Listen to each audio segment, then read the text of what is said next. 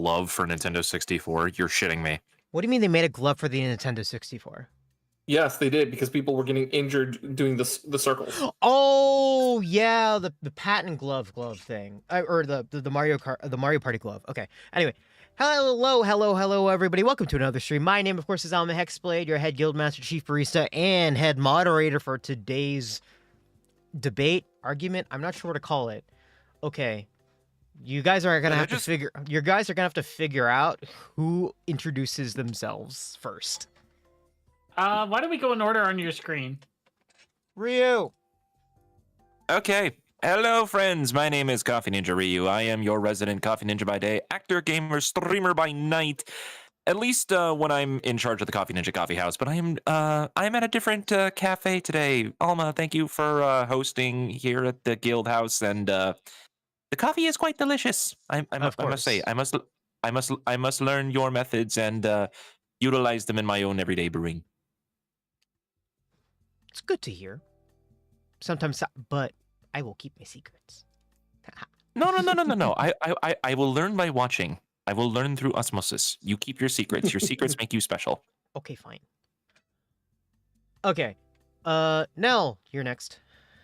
Hi, I'm Nelcelestine. I am the face of Treasure Tales, the RPG channel, as well as my own Twitch channel. I am a rogue indie VTuber, mostly playing retro games and TTRPGs, and this is just going to be an all-time high for me to just completely demolish these two with my list. Whatever happened to you getting hit by cars? I remember that being a defined character trait. I have not been isekai'd in a while, thankfully, because I have not been able to play too many RPGs. Yeah, I know. The last time you got hit, I think I also got hit by that big, like, all-terrain vehicle that was in the snow. That's true. I think out of all of us in here that have been isekai'd recently, I can't tell for the third guess, but I mean, I technically got hit by a train in Dragon Quest IX, so, you know. Oh my god. I also feel weird because I'm the only non-barista here. Yeah. Barista and friend.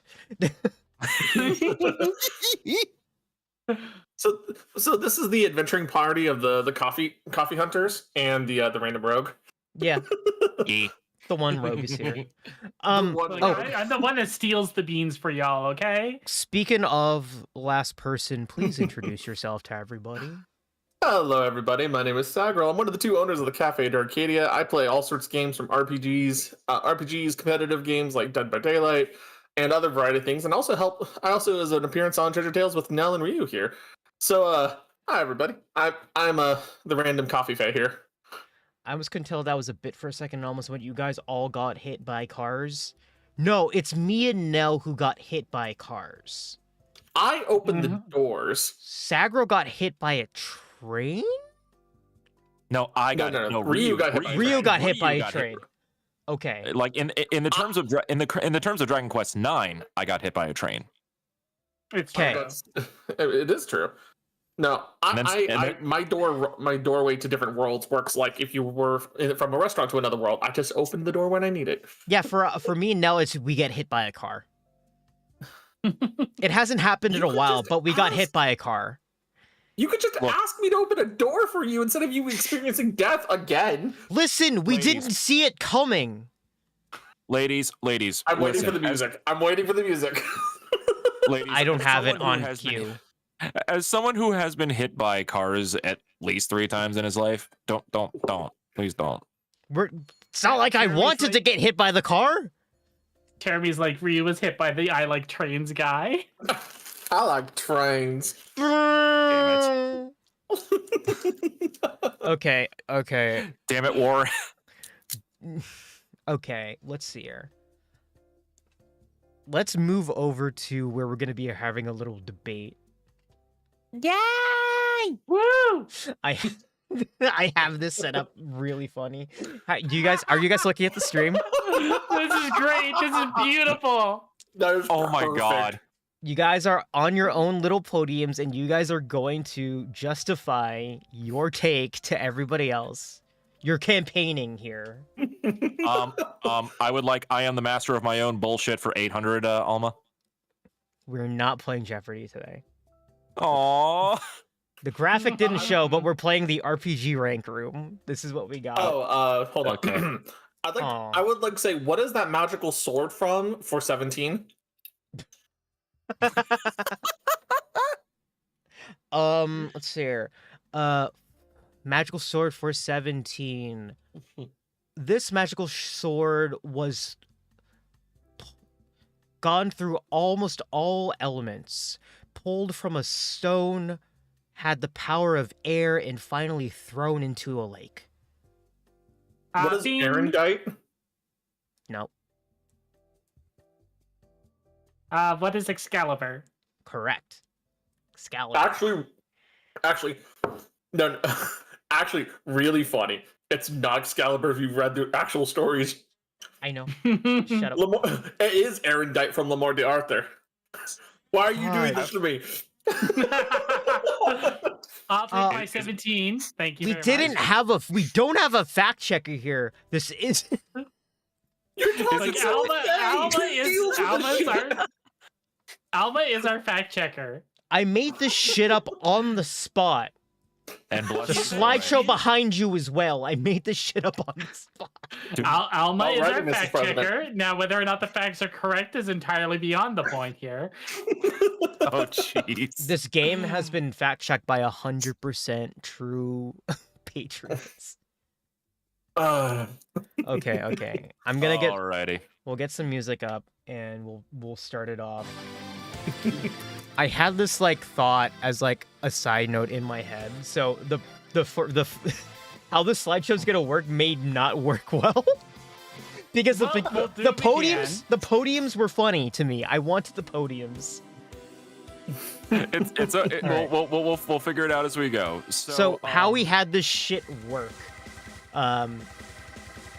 They have sent me all their top 10 favorite RPGs, and I put them into this slideshow. They don't know what each other of them has picked. I think maybe there was one spoiled, but it doesn't matter. And we're gonna see each one of them defend their claims. Now we did lay down some ground rules with each other. What were the ground Mhm. rules? Nell, do you want to go over a few of the ground rules, since I know you are the RPG connoisseur amongst us all here? I'm gonna be honest. Of course. Just a moment here. Let me pull up the rules listing again for us. I didn't even get the rules. They just gave me a list of RPGs. Don't worry. We didn't want to have to deal with the rule stuff for us. Oh, so. I also put this in the slides, but it's covered by Sagrell, so I mean, I can. watch chaos and there we see go. eye emoji. Alright, so to define an RPG would be like leveling, story, not usually classified into other genres, so it must be mostly RPG based. Requires some side quests of some kind, or at least something that appears to be side quests. Character recruitment, or if it's a singular character, have important NPCs. And an overall sense of progression throughout the course of the game. Crazy how you never sent me any of these qualifications. To be They fair, were literally in our when you group joined. chat. no, I don't They think were all above can where the point where you joined the conversation. legitimately right above. That is a fault of the person who helped organize this together, which is me. So, point No, and it's boo Nell's at me. fault. No, it's Nell's fault. You know what? I will take this blame, and I will throw it at Ryu. Ow! Christ. Just high for the words. We're already off to a good start. Okay. You guys ready? I'm ready. Yes, ma'am. Hell yeah. Number 10. How I'll do it is I'll introduce everybody's, don't make any noise, and then when I say you guys can talk, you guys start talking. All right, so we're not going to Alright. say which one is ours until after? No, it's gonna be there. Okay. You guys, it's in order. So, Okay, good. All right, you'll see, watch. number 10. Number 10. Sagrell picked Avalon Cove for the Nintendo DS. Rio picked Breath of Fire 3. And Nell picked, what was this? Phantasy Star Online. Woo! Defend. I am shocked you do not have you do not have PSO in your in top 5. I thought for sure that was going to be top 5 for you now. I was about to say This the is same a hard thing. list. This is a hard list, but I also say that I had to put a little bit of qualifiers on my list because I assume this is PSO 1. Yes, this is PSO 1 right now. this is PSO 1. The qualifiers on my list is I wanted to make sure I did not include some of the really super mega popular RPGs that everybody knows about already. So stuff like Chrono Trigger and Earthbound are not on my list as a result. Because everybody knows and picks those. Now, the reason I picked PSO over PSO2 is because PSO has a much better flow of progression, and I feel like the way it's set up was the first console MMO, so it was allowed for a lot of unique interactions and experience, and the quest structure was really well done. Okay. Yeah, that's completely fair. I mean, I'm not personally one who is overall familiar or into. I'll be straightforward with you, chat. I don't do MMOs. I was never in an environment that allowed me to play MMO RPGs, so I never really caught on to them at a young age. So my views on them are virtually non-existent. But I do know. Yeah. I got scared off of World of Warcraft as a kid, and I only discovered MMOs back again after college. Fair. I mean, like MMOs for me, I've played a ton of them throughout the years, but like 90% of them were story-wise either super basic or super bland. Oh yeah, Maple Story. And yeah, Maple. I would not consider. Please continue. No, you first. Okay, Guilty Pleasure, Maple Story is one of my favorite MMOs, but it's not like anything serious as a story or anything like that. Fair, it was made for like 14-year-olds. Well, yeah, so was Flife and a lot of other MMOs like Cabal Online at the time. Like, oh wow. Yeah, there's a lot of MMOs that were made for like 14-year-olds and wanting a little bit of edge in their lives. But surprisingly, the only MMO that I would have put on this list was knocked out by everything else on my list, which would have been Final Fantasy 14. So wait, are we not going to see Final Fantasy 14 on this list? Final Fantasy Well, we're at 14 number 10, so do is spoiler if anyone says they did. Yeah, we got a lot. We'll see. I will be. I will say there is an MMO on this list. Well, we're looking at one already. Yeah. No. Fantasy Star Another one. Online is not an MMO. It is because an MMO requires many players, and Fantasy Star was only up to 4 at a time. It was basically just an online. It was more like Monster Hunter. Older Monster Hunters, yes. Yeah. Wilds, not so much anymore. Not Wilds. No. Okay. Putting it into the perspective of like technology at the time for Online console specifically. Yeah. Online co-op, yeah. That's a better way to put it. It was an online co-op game. Yeah. But yeah, overall, like, yeah, I could agree with that. Sagrell, do you want to do yours first or mine? Because I'm gonna be honest, I've never heard of this title. I in have my life. never heard of this game. But it's developed by Marvelous, really? Yeah.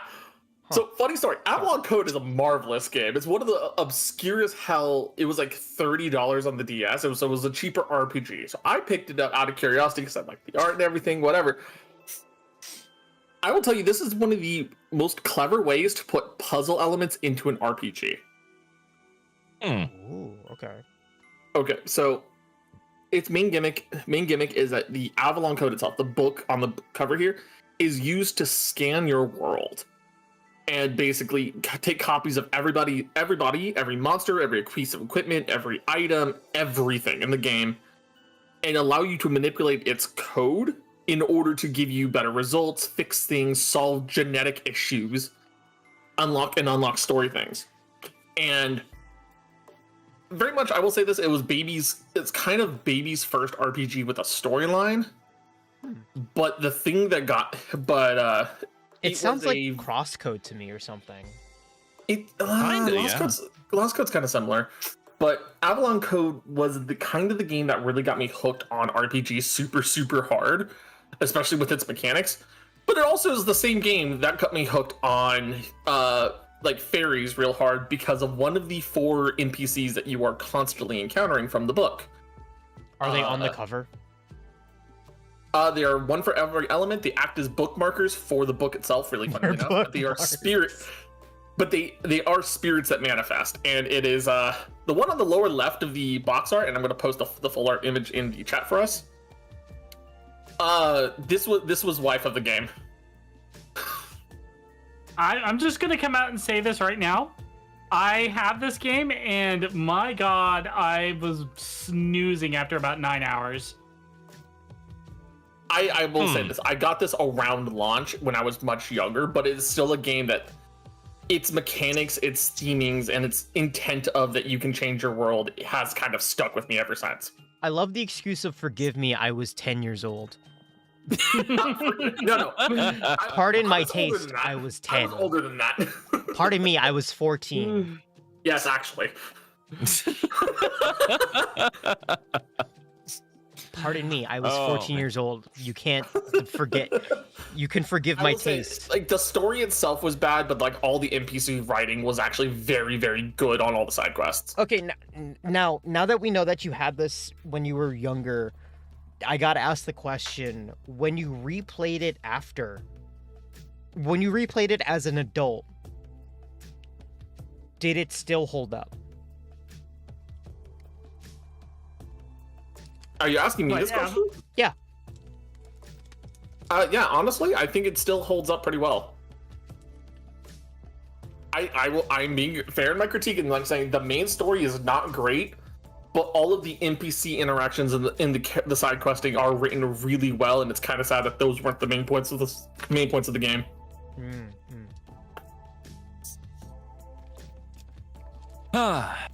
For you, I think you're the only one who hasn't explained their game so far, I think. Hold on, let me get out the gun for why this is I need Ryu to answer me why this is so low. I knew you were gonna have a little bit of have already come out, and it's barely a entry 10. Wait, hold on. Wait, Okay. wait, hold on. Yeah, Okay. There we go. Damn it. Thank you, Alma. Thank you for loading my gun. Okay, so Nell, my primary reason for this being so low is because I haven't played it in 20 years, so I cannot accurately put it any higher because I have not gone on a recent replay of the game. That being said, this was one of Baby Ryu's first RPGs. This is one of his very first RPGs, and honestly, it still really, really holds up. I remember, so when I was really young, I did not actually have a game console until about 2002-ish, right around the time when GameCube came around, and my parents got a Nintendo 64. So most of my gaming experiences was when I was being babysat by my godmother with her oldest son. And as I got older, as I was acquiring like other game systems like PlayStation 2 and stuff like that, I went back and I borrowed some of the old PlayStation games that my godmother's son had, and among them was Breath of Fire 3, which I remember watching him play and having a fun time with it. And a lot of my understanding and appreciation for this style of classic JRPGs, the sprite work, music design, and everything like that is drawn from Breath of Fire 3. Like, the main battle theme alone is on a constant loop inside of my head. If you've heard the battle theme, you know why it's it's a great battle theme. And it is also one of the games so you get to do, correct me if I'm wrong on this, Nell, because it has been a long time. You get to play as either like a male or a female lead, right? No, that is not correct. You play as Ryu, the blue hair pro tag that you can see on your cover art. That's I right. have replayed this actually quite recently. I think it was like a couple of years ago on my channel. All I have to say, Ryu. Ryu.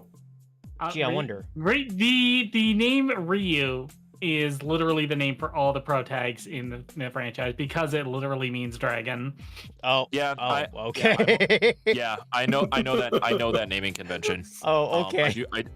I do know that. I do know that naming convention. I haven't even really played many of the other games in the series. 3 is like the only one that I have vivid memories of playing, and because it's stuck with me for so long is why like I have it in my top 10. I cannot place it higher just because there have been other games that I have played more and also more recently, but I can't not put the appreciation of one of the games that started me on my path on this list. So please forgive me for the low placement, Nell, but that is the reason why. Hold on. It's the key. Now I took your gold. No. Oh. God dang it. It was Destiny, Rio. No, it's not Destiny. Destiny's not on this list. Thank God. Goodness for that. Don't remind me. Okay. Ready? Move So, yeah. on. Yep. So yeah, no, please forgive me. I love this game, but I cannot in good conscience place it higher. Okay. Yeah, same. All right, moving Number on. 9. Number 9. We have to do it like oh God, what was it? The one guy from back in the day with Number 9. From Screw Attack. Screw Attack? Like the top 10s. Number 9. Number 9. I was really close to actually putting those in here if I had more time. Oh my god. I would have put the old Screw Attack countdowns from here if I had time. But I had so 30 next time we do minutes. this, next time we do this, Alma, we're giving you like a 2 weeks notice. Yes, absolutely. I had 30 minutes to do this. Quick editor, put it in later. Exactly. Yeah, I'm the editor. Dove, Okay. put it in later. Sagrell picked for number 9.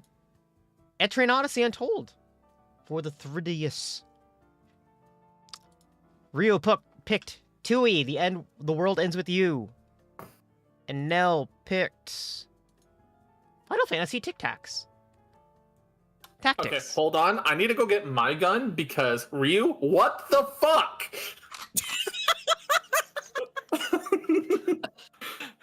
I would also like to just go. I should have called this, but I expected this higher on you, Sagrell. Okay. See, I'm this sorry. is how I expected this working. It is just a Mexican standoff with each other, and I'm just sitting here watching because I don't have any take. I don't have any stake in this. I'm going to point blank say I have not played The World Ends with You. I have not. There's a remake Ryu's- out. Ryu, we're gonna hold her down and we're gonna make her play specifically the DS version on an emulator. Okay, Yes, wait, no. That part is Absolutely. the best. Yeah, no, 100% because every other port of it has absolutely ruined the game. Even Yeah, Oh, it's rough. Damn. So since Sagrell's calling me out on this, so I love atmospheric ass RPGs, obviously. So The World Ends with You is set inside of Shibuya in like some kind of like weird underground stuff. You have to do. I'm dumbing down the plot because I don't want to give out like all these like spoilers and stuff like that. But basically, you're kind of in a death game where you have to do tasks in order to avoid erasure by the Reapers. The style, the overall atmosphere, this in terms of all my games on this list, music for me plays a big thing for a RPG. The World Ends with You might actually just have one of the best overall soundtracks of like all the 10 games that I have on my list. It is such a vibes game, and it is so wonderful and fantastic. I know it should be higher, Sagrell, but here's my reasoning behind this. I enjoy more RPGs when I can play it on consoles. Especially as I've gotten older, it's hard for me to go back and play games on handheld. But World Ends with You left such an impact on me that like I have to give it the recognition it deserves. I love this game to death. I know it should be higher for other people. It's just not for me. It's a number 9. Please don't. Please I don't. will take your personal experience into mind and still call you out for putting it for sale, though. You have every right to be angry. You have every right to be angry, and I have a feeling I'm gonna see that on your list. But Oh wait, shoot. Oh wait, no. Arsville made a good point. Don't admit to emulation live. The Nintendo ninjas are closing in. Well, Nintendo should just release the original version with compatible controls for PC then, instead of giving us the shit ass port. Oh, good, they're gone. Now here's my thing, Nell. I am shocked that this is your Final Fantasy pick. I am a little. Wait, hold on. No, wait. We agreed that Tactics and regular mainline series were separate. Actually, no. I'm not surprised that Tactics being. Actually, I'm not surprised Tactics being this low on her list, only for two reasons. One, I memed the hell out of it when I modded it with her, and two, that's true. Right? Actually, I think that was the first. I think that was around the time the first time that you and me started hanging out was when I was chilling with Nell when she was doing the Tactics stuff. Yeah, yep. when Nell and I were modding it, and we've kind of given up on that. That's so hard. Yeah, we got so far into that, but the last third is just so much extra work, and we're just like, we don't have the energy for that. Mm-hmm. It still led to one of my favorite clips between you and me, Nell. Blame yourself for God. Oh, fuck you!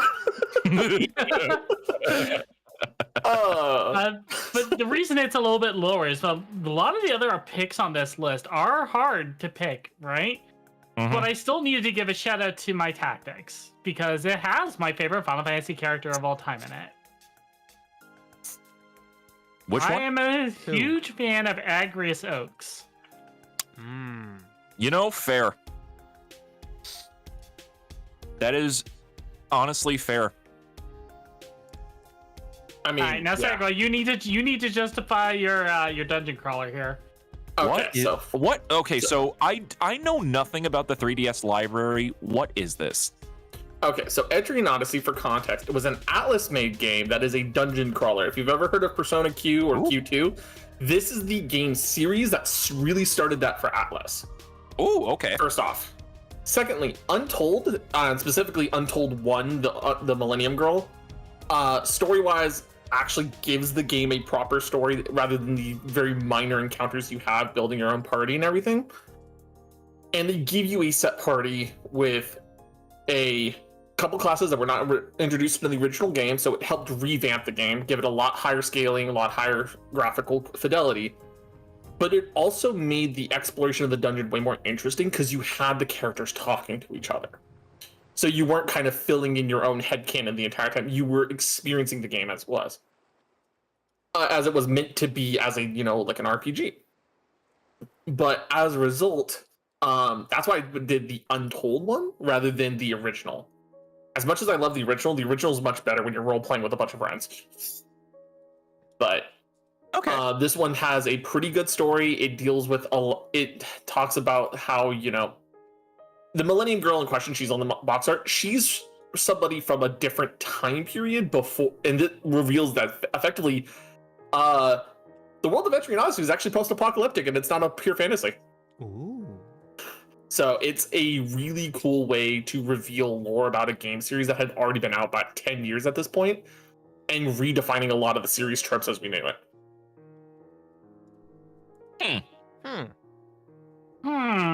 So it got high marks on me because it took one of my favorite games already and then just gave it so much more. So yeah. Only reason it's at number 9 on this list is because everything above it has so much more to it. Yeah, fair. I'll put the gun down for now. Okay. Well, will you put the gun down for me? I didn't name it at you. I've never played The World Ends With You, remember? No, I'm talking to Sagrell on that one. Oh no, I like I said, I will give you. I won't excuse you, but I will forgive you. Look, trust me. The other 8 games, like my bottom 2 were like the vibes ones. That's like I have to put them on here. The other 8 games are like my hardcore solidifications. I can feel that because Etrian Odyssey and Avalon Code are very much vibes for me. Yeah. You are about to start seeing some shit over here. Oh joy! Oh gosh. Violence? Perhaps. Oh, Mayhaps. we're already at we're not even halfway done. This is already good. Number 8. Okay. Let me introduce the picks. Sagrell picked Dragon's Dogma, Dark Arisen. Rio picked Kodor, Knights of the Old Republic. And Nell picked Tales of Berseria. See, I told you there was going to be MMO. I did not think that we were going to see Dragon's Dogma. I didn't think we'd see pleasantly Knights. shocked. Knights is not the MMORPG. Knights is the BioWare RPG before the MMO. Oh Correct. yeah. Oh, wait, really? Yeah, Yeah. there was Knights 1 and Knights 2 before the Old Republic MMO came out. Oh, shit. So I'm familiar with all 3 of these games.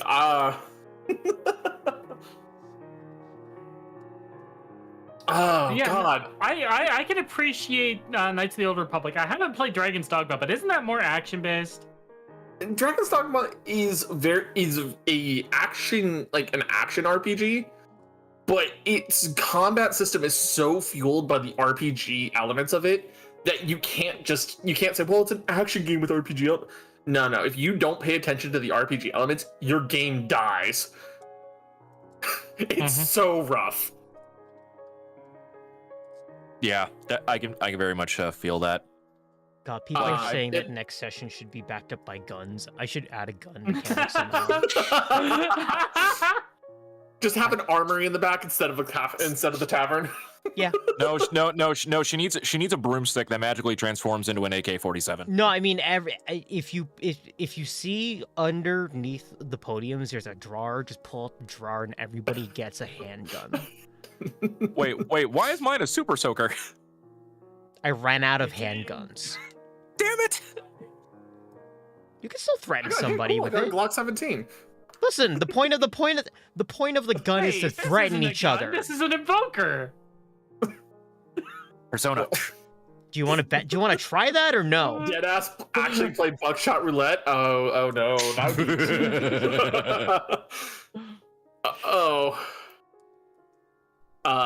honestly, I'm not even mad about these picks. Yeah, this is actually all KOTOR really. is honestly fantastic. Like It the is a story fantastic there is game. one of the best. One of the I'm- best I'm- Star Wars stories ever. It is Not- not only is it one of the best, it's one of the ones that still needs to be remade or turned into an official movie without edits. They are remaking it, except who knows if it's actually going to ever finish. Yeah, that one- know. That one brings me absolute great dismay and everything like that. So a little background for me. I did not grow up with the Star Wars extended universe, like the books and the comics and stuff like that. That was a bit before my time, even though I have been diving more into it in recent years. KOTOR was like my first foray into the extended Star Wars universe beyond the Skywalkers and everything like that. And it still remains to this day, not only like this is the only Western RPG that I have on this list. Not only is it my favorite Western RPG, it is probably my favorite Star Wars story in general. Like, it introduced so much like stuff to me that I didn't even realize. The concept of the Old Republic, the first introduction to me of properly of the Mandalorians outside of Boba Fett and the like. Just there's still so much charm and excitement. Like the opening of the game where you are thrust into a siege of the ship that you are on, the Endar Spire, hovering over terrace that you have to leave just because the ship is under attack, is for me like one of my favorite like opening sequences in video games. That left such an indelible mark on me when I first played it. I'm like, oh my god, this is so cool. And I already love Star Wars in general, but that entire opening stretch on the Endar Spire is just so good. And then the rest of the game as well. It did take a little bit of time for me to like understand the RPG elements, but like once you dive into it and break your mind to understanding like how the combat system works and everything, it's so much fun. It is so much fun. What do you mean by break your mind? Well, okay. For a young person playing it, the RPG system doesn't make a whole lot of sense. Once you've played D&D 3rd edition or Pathfinder, it makes perfect sense. Oh. Yeah. Because it's Yep. based on them. Oh. It's based off of the Star Wars Art Roll 20, which is based off of 3rd edition. Oh. 3rd edition. Yeah, the system's based off 3rd edition. Was that a good surprise or a bad surprise, Alma? I can't tell. I haven't played 3rd edition in a while. I will say. I like 5th so I- much, man. I have like 200 hours on my original Xbox copy of KOTOR, so like I understand Ryu putting it here, but at the same time, it is probably one of the best pieces of Star Wars media that wasn't the original 6 movies or the Clone Wars animated series. Okay, so I'm gonna be honest. I actually put this over, just barely over the Clone Wars animated series and the Mandalorian. I put it above all that. Oh yeah, no, I'd say Understandable. The story is good enough, and that's also the story is the reason I picked Basuria. Okay, so Nell, you got to sell me on this because I've never played a Tales game in my life, even though I am part of a Tales tabletop RPG. Why is it a series? What do they have in common that makes it a series? Okay, there are some reoccurring elements, some reoccurring ideas and characters that lace through, but that's all that ties it in. The Tales of Basuria itself is a story about revenge, a story about emotions versus logic, and the problems with going too extreme on either end. And it is just absolutely amazing. And the best part about it is this is the first time they actually listened to not just like North American audience, but their Japanese audience who were screaming for a female lead. And Velvet is by far one of the best written characters in the franchise. So women. Definitely part of it, yeah. Cool.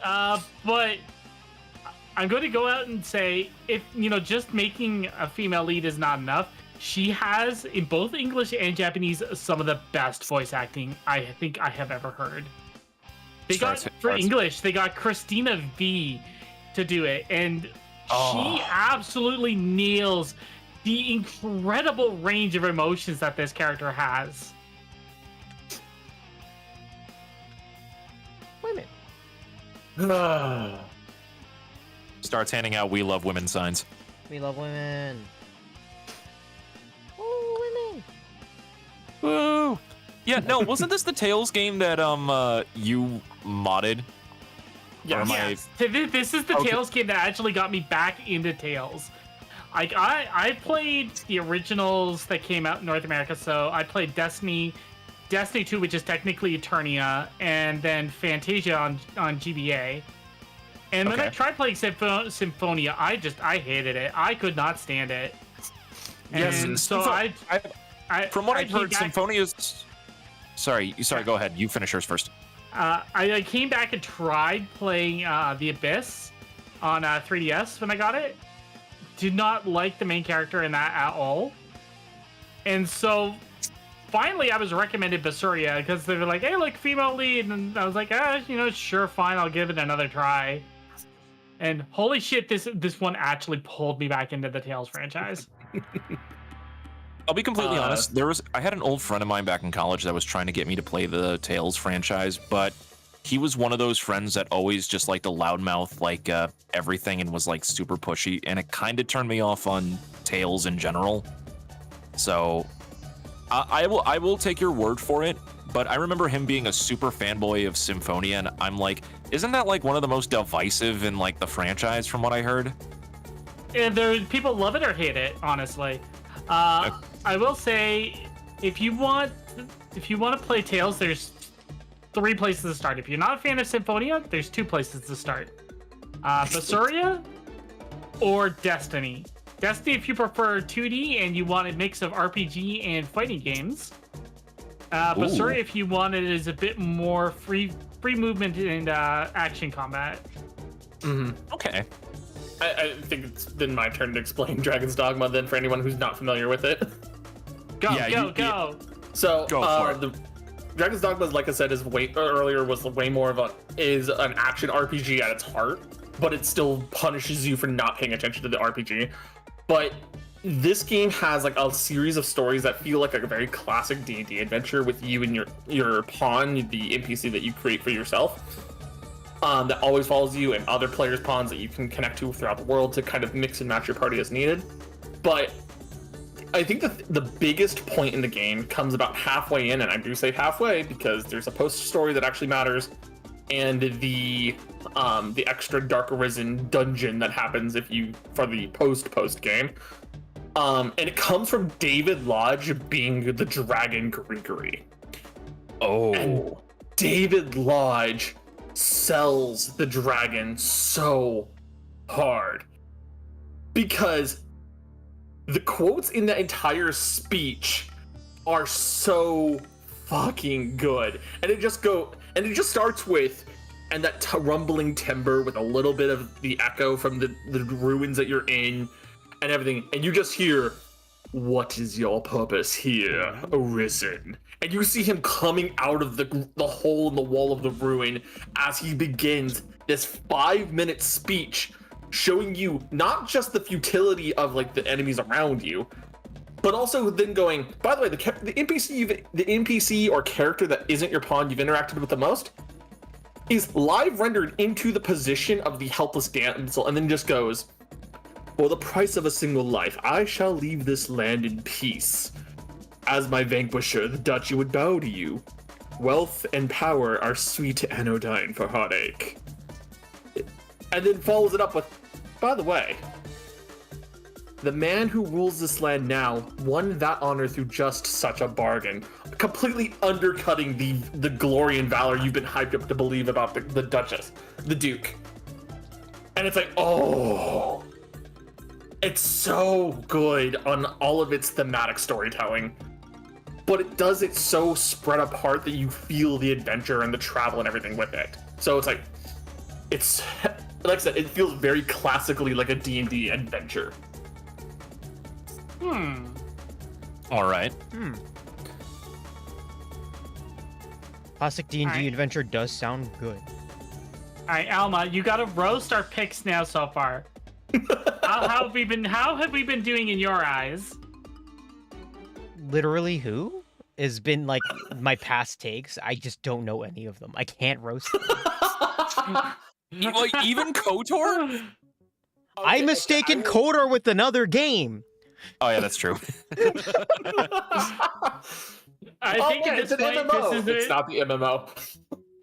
I think this is the point where we all end up with the Guilty Gear destroyed symbol. Just get the Dark Souls "you died" on your face.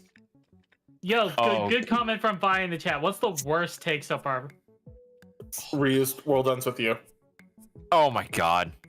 I feel like putting. You know what? Yeah.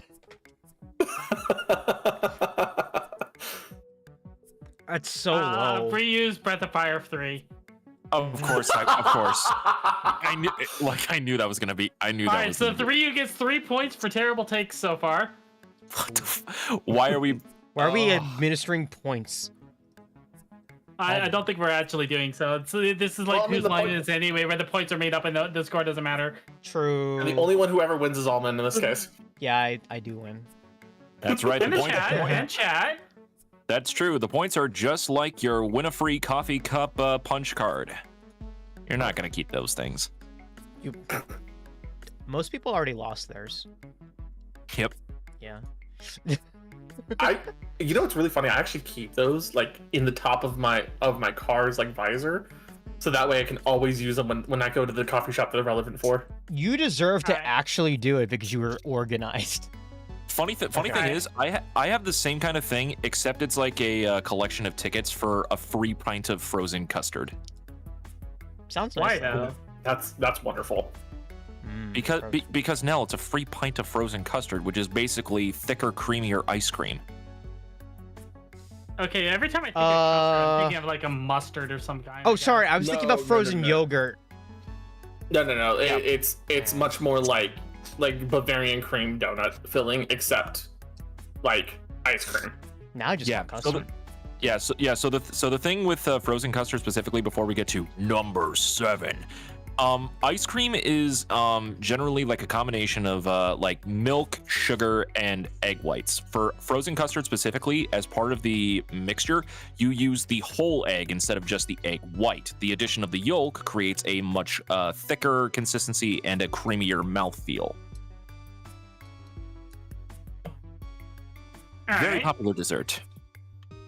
Okay, Alma, I think going forward, after we go through all of our like our individual numbers, like, so once we all review our number 7, you should give us a burn or a judge on our picks. How's that? Fine, I guess. I don't know. All right, Well, if you don't Sagrell. recognize any of them, you could dunk on us for not knowing any. Sagrell's is. I don't. I legitimately don't. I don't play RPGs. Let's see here. Well, let's see what games I haven't played. SMT does Devil Survivor Overclocked. That is a long ass name. Final Fantasy 6. 4. Oh, 4. 4. Fuck. And then this didn't come out. It's SMT Nocturne for now. I don't even remember. Is 4 the one with Kane Highwind? Yes. Yes. And He's right on the cover. He's right in the logo. And is Shin Megami Tensei Nocturne the one with Dante? Yes. Yes. Featuring Dante from the Devil May Cry And all I remember series. is Devil Survivor was on the DS?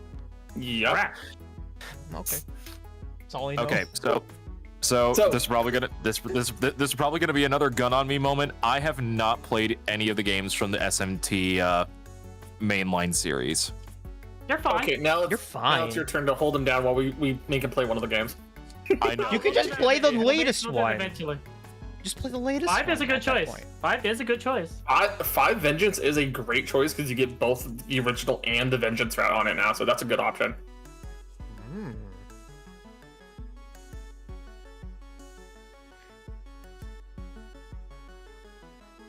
Why did Alright, everyone so start I'm- talking?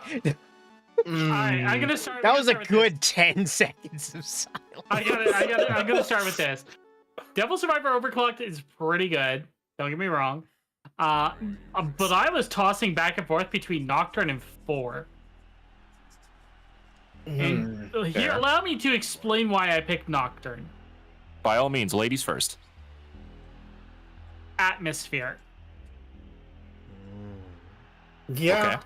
I can see it. Tell me a Mega 10 title, or even a title in general for an RPG series that is overly oppressive and makes you feel so absolutely alone and vulnerable.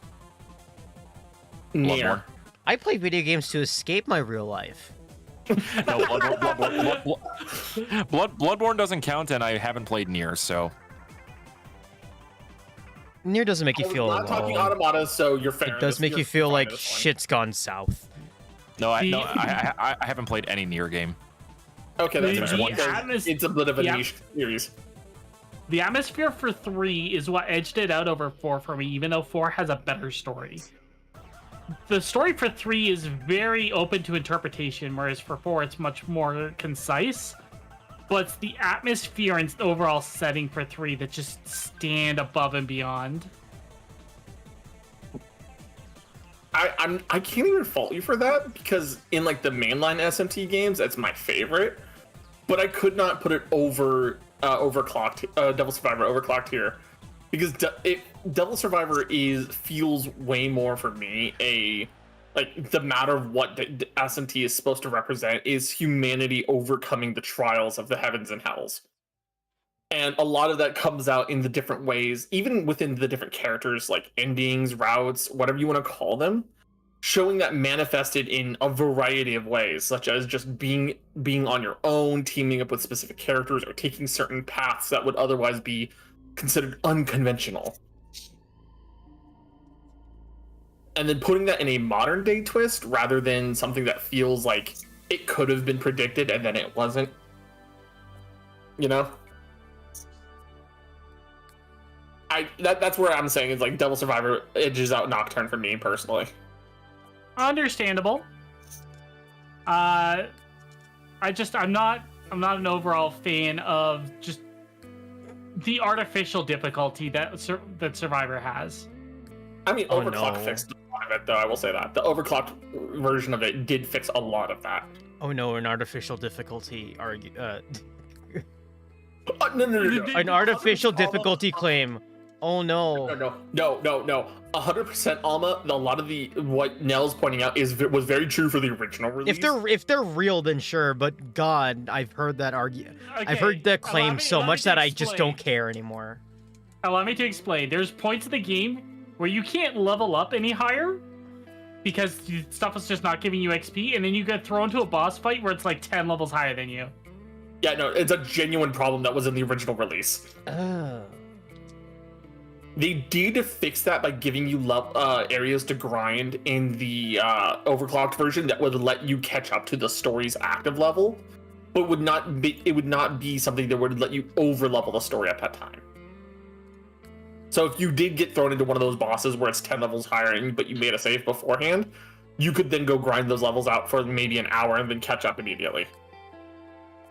Like I said, the overclocked version fixed a lot of those with a lot of quality of life. Just kind of like how kind of the remaster of Nocturne fixed some of the quality of life issues from the original release. All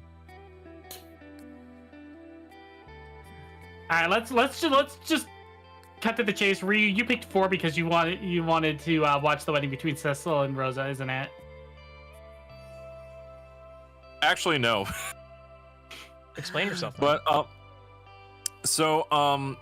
specifically the version of 4 that I have on here is fun fact. Do you know how many times Final Fantasy IV has been quote unquote remade ever since the original release? I think it's 7 times? Oh my. somewhere around that. Yeah. Yeah. Because they keep Oh. releasing on different systems and they keep making different changes in between. The biggest one was the quote unquote 3D remake that they did for the Nintendo DS, which also came with cutscenes and voice acting. Otherwise, they did stuff like cleaning up dialogue, adding in newer content, so on and so forth. The one that I personally played and the one that I put here is the PSP version, because to me that is probably like one of the best definitive versions, just because you also get the after years as part of like an entire UMD bundle. But I would like to point out that if you're using the after years as a selling point, that's actually not a good selling point. It's literally rehashing the same story. I'm not using the after points as I'm not using the after years as a selling point. I'm just saying like it's an entire. I'm basically saying like how I originally played it was because I originally bought it. I hadn't played 4 previously, and I'm like, oh, it's got like all the extra stuff on there. Sure, why not? So I played through the original 4. I love the original 4's story. It was very fun. I love the designs of the characters. Like whenever you talk about classes in Final Fantasy, more often than not, my mind usually goes to the entire cast with Final Fantasy IV. Kain in my mind is like the main archetypal dragoon. Cecil, I always find just such a torn, lovable character. I love Rydia. I will protect that green-haired summoner to the day that I die. Tella just being the absolute bomb-ass sorcerer that he was. Edward being a useless bard. Sorry. It's not useless, he's spoony. I know.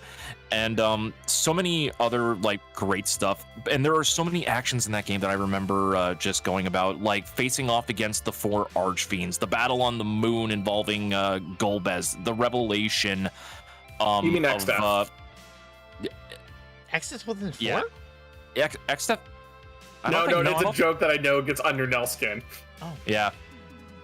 I'm not commenting on this. And here's the thing. I had so many other picks for Final Fantasy to put on this list. I originally wanted to put 6, but I hadn't completed 6, so I can't actively put that on here despite me wanting to put it on here. 8 is one of the ones that I had played the most of, and even though it is not really a good game for many people, I still love the hell out of it and how janky you can go with the bullshit junction system. 10, High five for you. Thank you, Sagrell. 10 I love just because it's like one of the last true like original last true classic RPG combat systems for Final Fantasy. And honestly, I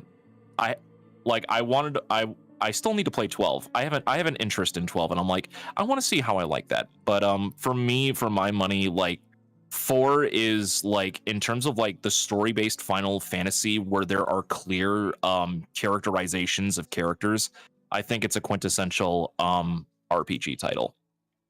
I feel like every That's single Final fair. Fantasy, give or take, is a quintessential RPG title, Except I for feel like- 13. except for 13. Look, I love 13's goofy. I like elements in 13, but there's no way that I would even put it even close to a top 10 or even a top 20. I'll be completely Definitely. honest. Where would it even be? 150?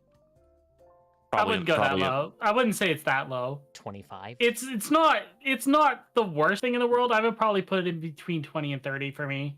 Okay, that's Yeah, not that bad. It's- Yeah, no. Yeah. 20 to 30s would not be a bad spot for it. It's like, I appreciate 13's battle system. I appreciate how they do like the different class changes. I found it interesting, but the pacing of the game just kills it. The pacing of the game just kills The it. for me. combat is beautiful and brilliant. I love the combat. Everything else is garbo, but that's not on the list, so we're not talking about it. I was about to say I could rant about some of the 13's issues all day, Yeah. but that's not today. yeah, that's not today. 13's not even anywhere here. Also, I'll be honest, 4's soundtrack might be one of my favorite soundtracks that Uematsu did for Final Fantasy. Ooh. You're allowed to say Like- that because you haven't finished 6. I said one of, not the peak. 6 Okay, is playing, let's- and let's- 6 is in let's fact be clear. playing. Yeah, And 6 is I know. literally playing right now. I know, and I know 6's music is absolutely brilliant, but here's the thing. As soon as I complete Final Fantasy 6, I'm probably going to change this to 6. But I need to sit down. But I need to fucking sit down and play 6. You do. I know I'm bad for it, but I Alma, can't. hand me my gun. God damn it! Here we go again. Why can't you just get it? Why can't you just have it on The only Because you time. gave me an invoker in the drawer. Okay, fine, Thank here. you. You know what's bullshit about this, chat? The only time that I have never had a gun on myself this entire stream was when I stood up to proclaim the virtues of KOTOR. Okay, yeah, but you were right then.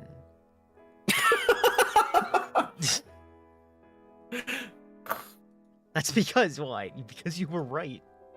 Okay, well, we're not even halfway there. Number 6. All right, let's get ready to hear Alma's takes. Oh god. Sagrell picked FFT Advanced. Okay, so another Final Fantasy Ooh. Tactics one on a on a screen that you can't see. Rio is Radita Stories. Radiata stories? Radiata Stories. Yep, Radiata. Rada. And Nell's pick was, hey, look, Breath of Fire 3. So you're giving See? me all this shit. So hold on, time out on the playing field, Little Miss Redhead with glasses. You're giving me all this shit for putting Breath of Fire 3 at number 10, and it's not even in your top 5.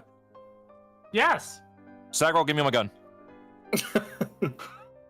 How dare you call me out on that kind of thing when it's not even in your top 5, madam? Oh, I'm Here you go. sorry. Here Did you I go, Reed. place it 5 spots higher than you?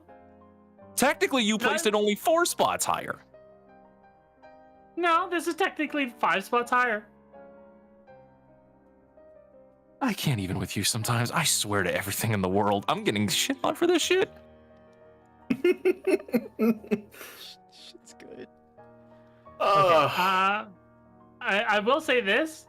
Radiata Stories has got one really cool mechanic. Shin kicking. That does sound Well, really funny. Well, how would you know? You're only a quarter of the way through the game. Yeah, because I hit a freaking brick wall because I have to go and level up. That's every can't- RPG though. Yes, No, it's but not. I have to break the pacing of the game, go running and grinding off screen. What is this? 2000? Yes. Ay, love- ay, ay. I love the sound So- that I have. So who wants to start? Uh, So, should we I start get- with Nell since Breath of Fire 3 has already been talked about? Yeah, so let's go right to left then. All right, so Breath of Fire 3. The reason it's here, in addition to the classics of, just already in a fantastic sprite-based RPG, fantastic story, the combat system with the dragon genes allows for ridiculous amounts of customization. So you Yeah. can basically plan around for any battle. And the story is beautifully crafted. From the fact that you start as a child till you end up as an adult over the course of a PlayStation 1 game. It is not exactly a common trait in RPGs, so you get to go through the character's whole life. Mm. Okay, that's kind of neat. Also, you get to attack and dethrone God. That's like every RPG in fucking list. Yeah, but this not one entirely. is a little bit different. Give or take. This one's a little bit different because it's not actually a god. It's and it's fucking hilarious with the results of everything that's going to result from what you did. Again, same like every other game. No, You defeating sure? the god. Defeating the god was actually not the right choice. Mhm. Ooh. You've You got mean me punching curious. God is bad? Boo. Here's the thing: you still had to do it. It was still technically a right choice, but by doing so, it is not a good choice in the end as well. So it is a very bittersweet ending if you actually look at all the details. Yeah, that's fair. So, Ryu. What is Radiata Stories? So, That's- Radiata Stories is a game that was developed by the same studio who did Valkyrie Profile and Star Ocean, Tri-Ace.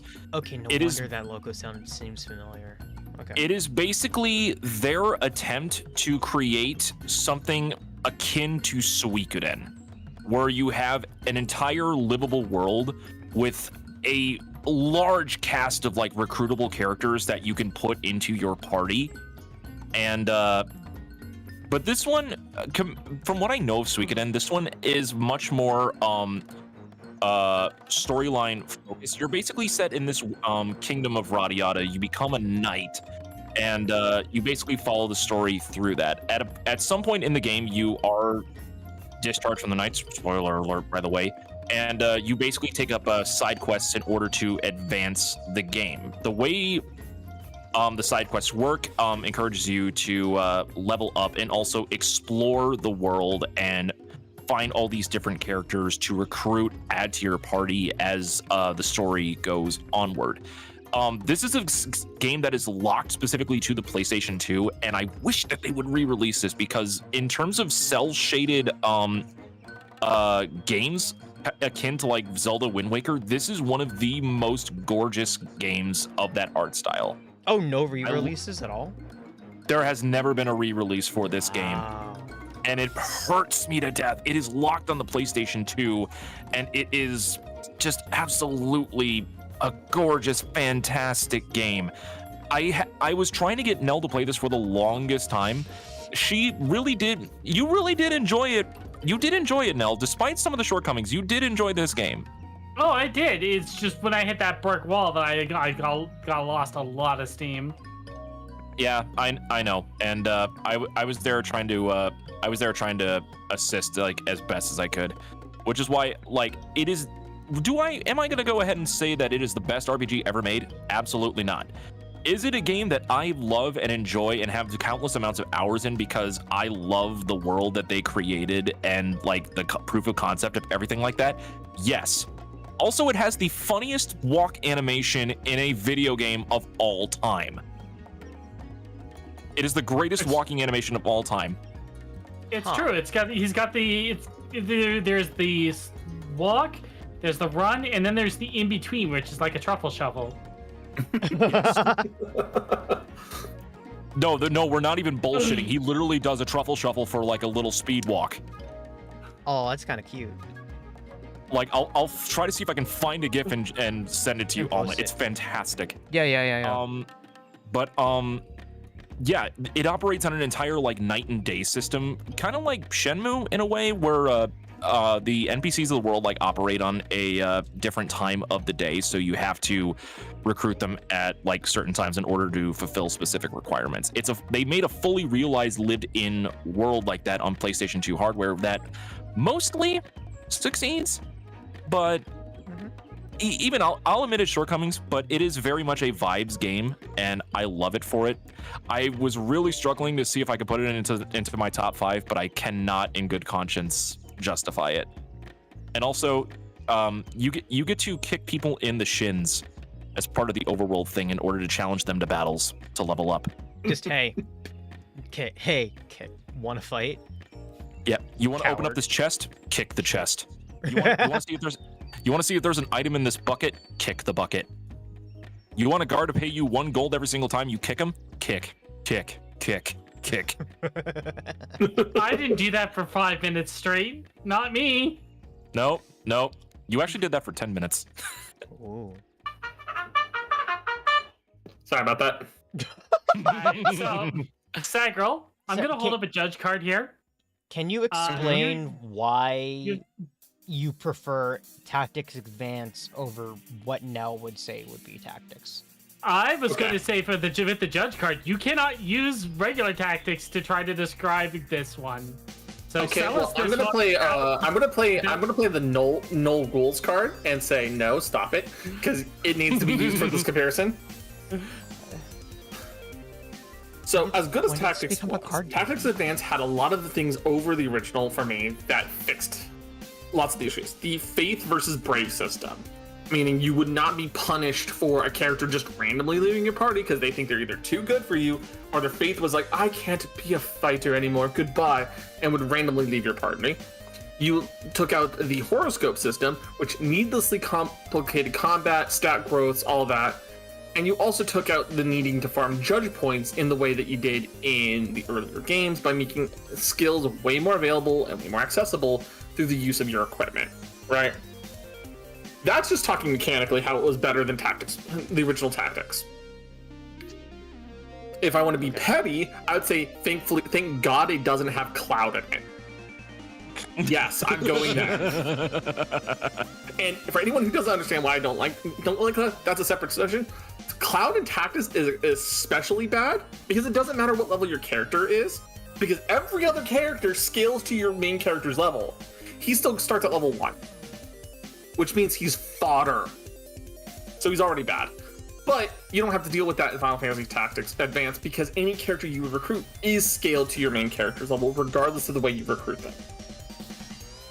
On top of that, the story starts you off in the modern day world and says, hey, we found a book, right?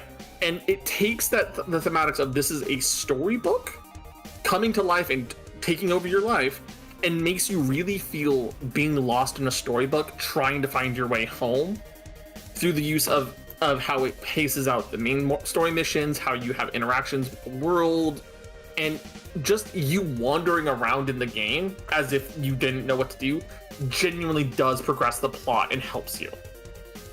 Combining that with a very flexible class system that lets you have the ability to mix and match classes pretty easily, and the fact that you design your own map as if you were a kid imagining the world as you read it, it kind of mixes the mechanics of the game with the story in a really, really cool, harmonious way.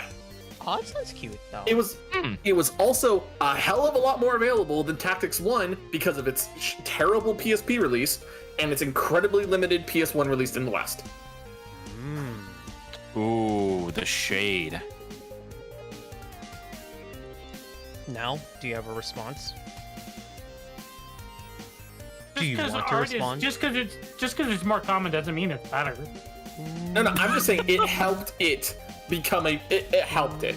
I did explain the other reasons I think it's better. like, removing the zodiac symbols is fine and dandy because this game doesn't revolve around it. But the whole point of the zodiacs was because it's the Zodiac Brave story. Oh man, I'm the Zodiac Brave of Taurus. What does that mean? I can't do shit. Like, each of the zodiac signs works against another. That's what you're supposed to be using. And it needlessly complicated combat, because if you got a bad roll on the opponent's signs, you just artificially boosted your difficulty because of RNG that you could not control, because even your characters are mostly randomized on their signs and everything. So if you got bad rolls on your signs and bad rolls on their signs, look who just made the next level even harder. You don't have to deal with that in advance. We're not even Yeah, in you top just gotta deal 5 with yet. shitty. No. You just gotta deal with shitty judges going, yeah, you can't attack this turn. Oh man, forcing you to adapt and have creative battle plans that don't revolve around spamming the same fucking tactics. Like I'm Agrius saying, "Still my heart, Iceblade," all over the place. Bruh, Made it actually interesting. It's a short, very steady sword. Thank you very much. Hey Ryu, do you want some popcorn? Yes, I would love some. So Awesome. the fact that it actually forced you to have interesting battle strategies that warped the game, and then if you really could not work around them, they gave you the tools to evade them through the use of the anti-cards. Salt, Alma? Oh yeah, thanks. Oh, and if you really needed a problem with those cards or those rules, man, it's almost like the game didn't punish you for walking around a couple extra spaces to change the days, because the rules were on a fucking schedule you could check at any time.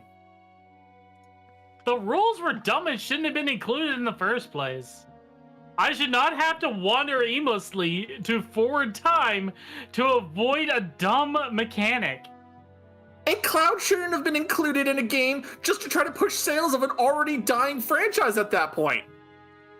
Oof.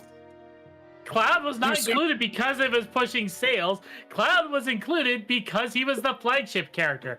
It's also why in Parasite Eve 2, the Gunblade was there. Why The was Squall wasn't out yet. Or Kane, or any of the other fucking good heroes from Final Fantasy before then. But no, it had to be Cloud? In a world he doesn't fucking fit? Character! He doesn't even fit in fucking Final Fantasy Tactics! He's from a tough time so far removed that it doesn't even make sense! You could have put Celes! Again, it's because he was the current flagship Final Fantasy character. Current being the key word. It wouldn't be so much a problem if he didn't join level 1, like I pointed out! All right. That's a, No. All Keep right, going. No, keep going. Okay. Friends, phase, rogues. Deep breaths. We're all friends here. At the end of the day, we got 2 tactics titles on our top 10 lists. And 2 different ones, I might add. Each are good for their own reasons.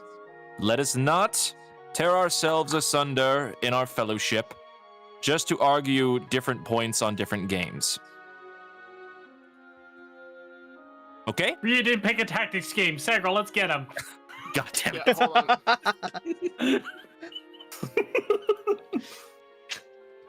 What? on. I unintentionally made myself a scapegoat. No. You know what? It's really funny. He probably has Advanced 2 on his list, and we don't know it yet. And I'll respect him for it. I'll respect him for it, because that means the entire series got representation. But even then, I'd criticize him for that one. All right. Number 5. All right, time to see if Alma recognizes any of these. Sagrell Oh, picked boy. Yggdraga Union?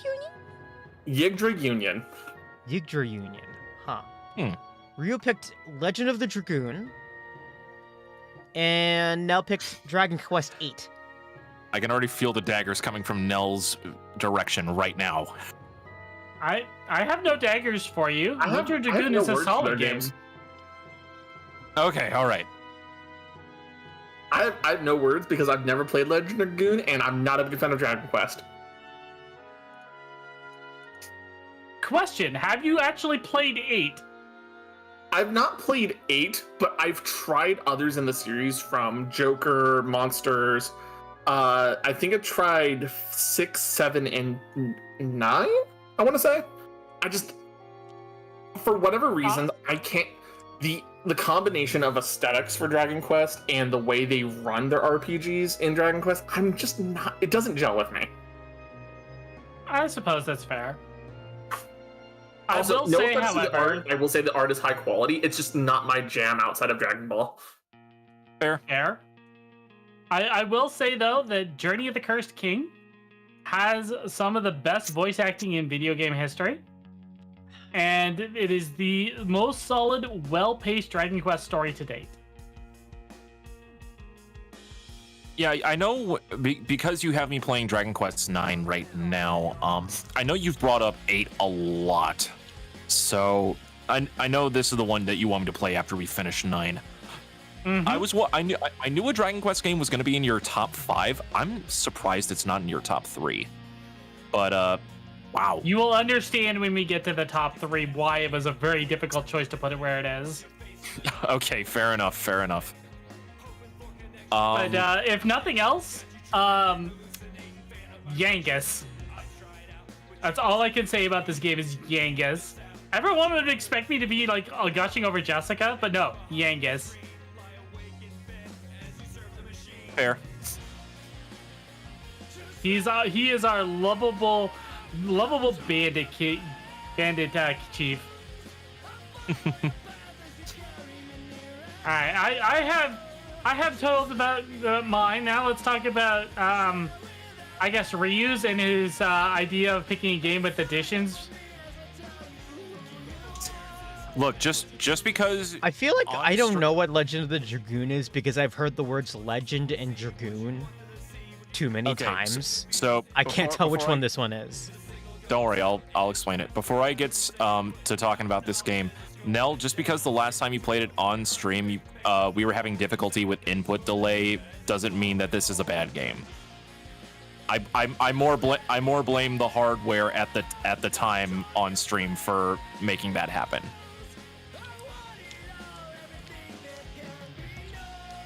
That's all I'm gonna say on that.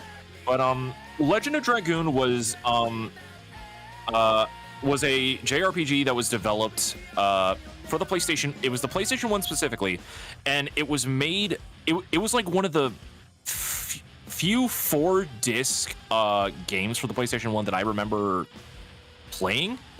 I mean, outside of Final Fantasy games and the like, but it was originally created and designed. This was like one of the more expensive video games at the time. They wanted to make this thing for the PlayStation 1 so cinematic. Like full-on voice acting for the cutscenes, a totally immersive world, a very responsive battle system. For the battle system, in order to get extra hits, you have to accurately time your button inputs, which is the addition system that Nell was talking about. And you also, partway through the game, have the ability to transform into dragon-like warriors called dragoons, which is where the dragoons comes from. This is a game that has a big impact on me personally. This was one of like the earliest video games that I can remember off of the top of my head. Watching my going back to my older my stepmom's oldest son. I remember him going through the entirety of this game, playing it, and me on certain sections just like running around when he wasn't looking, just because I was like, this is so fun, I want to play this. And years later, when I eventually got to playing this myself too, and I got really sucked into the story. I love the characters to death. One of the character that I'm playing in Tales of Harmonia R is actually, design-wise, is based off of one of the early characters from this game. Lavit's my boy, I love you. And it is a game that has stuck with me to this day. Like, there are 2 games that I usually refer back to when I look for things in RPGs that I like specifically. I already mentioned one in Breath of Fire 3, and this is the second one. When I originally came up with this list, I originally had this at number 1, but then I really thought about it, and I'm like, No, I can't put it at number 1 just on that alone. So I needed to give it the recognition that I know it deserves in my heart, which is why I have it at number 5. Okay. So, Sagrell, I have With a that- question. Yeah. Why is almost every game you have really chibi characters? So fun fact. Most Is this of the same artist who does the Disgaea art? It seems familiar. No, it is not the artist who did the Disgaea art in this case. Ooh. So Nippon Ichi Software did not do the work for Yu-Gi-Oh! Union. It was a studio known as Sting, as part of their Department Heaven series. It has like Riviera, Yu-Gi-Oh! Union, Knights of the Nightmare, and Gungnir. And the artist for that was Satoko Kiyudaki and Tsunaho Tobe, who does a lot of freelance work and everything. There's a lot of art for them. But one of the things about Yu-Gi-Oh! Union in this case is like outside of its art being very cutesy, it was a GBA game that I had access to, and later on had PSP releases and then full Switch and Steam releases as of recently. It is the Character Union was put up here is because in the same vein as like it's much more of a story game for me, and it is the precursor for me to playing Fire Emblem, and I feel like okay. And it takes a lot of the elements of what Fire Emblem wanted to do with their stories early on and even modern day, and properly explores them and ties them into a universe that's consistent, while also wholeheartedly taking in the design of characters to actually matter. And I'll be honest, this is an RPG, but it's a tactics RPG. It has a little bit of advanced wars mechanics going on and card battler mechanics going on that all kind of come together in this insane combination of stat optimization, movement, all of that. And like the story in this talks about things like what it means to be the exiled princess, what it means to be a thief being redeemed. There's a lot of massive story beats in this, and talking about how, like, in exploring the world and world building with it. So it's absolutely phenomenal. It's phenomenal vibes without it having to be full of dark edge, trauma, worth of man, philosophy questions. Sagrell playing a game that's not dealing with trauma? Who are you and what have you done with actual Sagrell? This is before Riviera, the Promised Land, prequel wise. So, yeah, go play Riviera if you want that. I have Riviera, thank you very much. Yeah, Yu-Gi-Oh! Union's the prequel. Ooh. Okay. Surprising amount of agreement so far. We've gotten a lot of disagreement in the lower half, but upper half is upper half is fine so far. Oh, I can feel that number 4. I'm gonna have every single firearm imaginable on my 6. Okay, we'll find out. Oh, no. Wait, hold on. Before you go into number 4. Alright. All I'm gonna say is that when we get into number 4s here, you are going to start seeing the fact that my list is going to be a little bit ridiculously powerful. I know. Also, I feel like before we hit top 3, I think we should do some honorable mentions of games we wanted to put on, but we couldn't. Okay, fine. Like, just talk about them offhand. No. We should do that after we Are finish. you saying that way like we you're? don't spoil. Are you saying that like as That's a fair. legitimate thing, or are you saying that because you're stalling? No, I say that as a legitimate thing. Oh, okay. Yeah, no, not number 4 for me is going to be a little controversial for the rest of the group here. I can tell you that right now. Oh, So God. we should do our honorable mentions afterwards. That way we're not spoiled for not being on the list. Okay, that's fair. All right. Okay, number Yeah, fair 4. Let's see what number Oh, 4 boy. is. Sagrell picked Fate Samurai Remnant. Ryu picked Kingdom Hearts, the original. And Nell picked Symphony of the Night. Oh. Oh, this is a spread. It's This a is very real big spread. This is a wide gamut of games. Wow. Oh. I don't even know how you can compare any one of these because they all play different. Except maybe Samurai Remnant and Kingdom Hearts, but that's the closest thing I got. You know what's really funny? Nani? I didn't put any of the the Metroidvanias on my list because I didn't think they were RPG enough myself. Okay, I'm playing with an automaton also. Fair enough. You could make an argument for that for a lot of them, but I feel like for Symphony of the Night, like it is very much more RPG centric focus than many of the Metroidvanias after. That is the reason it's the pick for me. No, it's a completely fair statement. It's one of those like,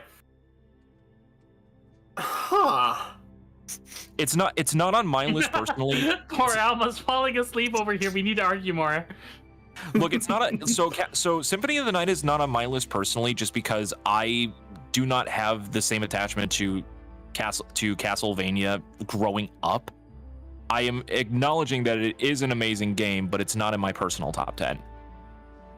With that said, though, I'm amazed this is not in your top 3, Nell. I'm gonna be straight up honest with you, fam. Well, thank you, but I have to say, really, Kingdom Hearts, really? There is a fucking reason. You can argue what you want about the rest of the series afterwards, but one specifically fits more of the criteria of an RPG. I woke up when you guys said argue. Come after. Look, you can't even deny that, Nell. Okay, it has aged absolutely poorly, though. You have to admit that the controls are absolute ass.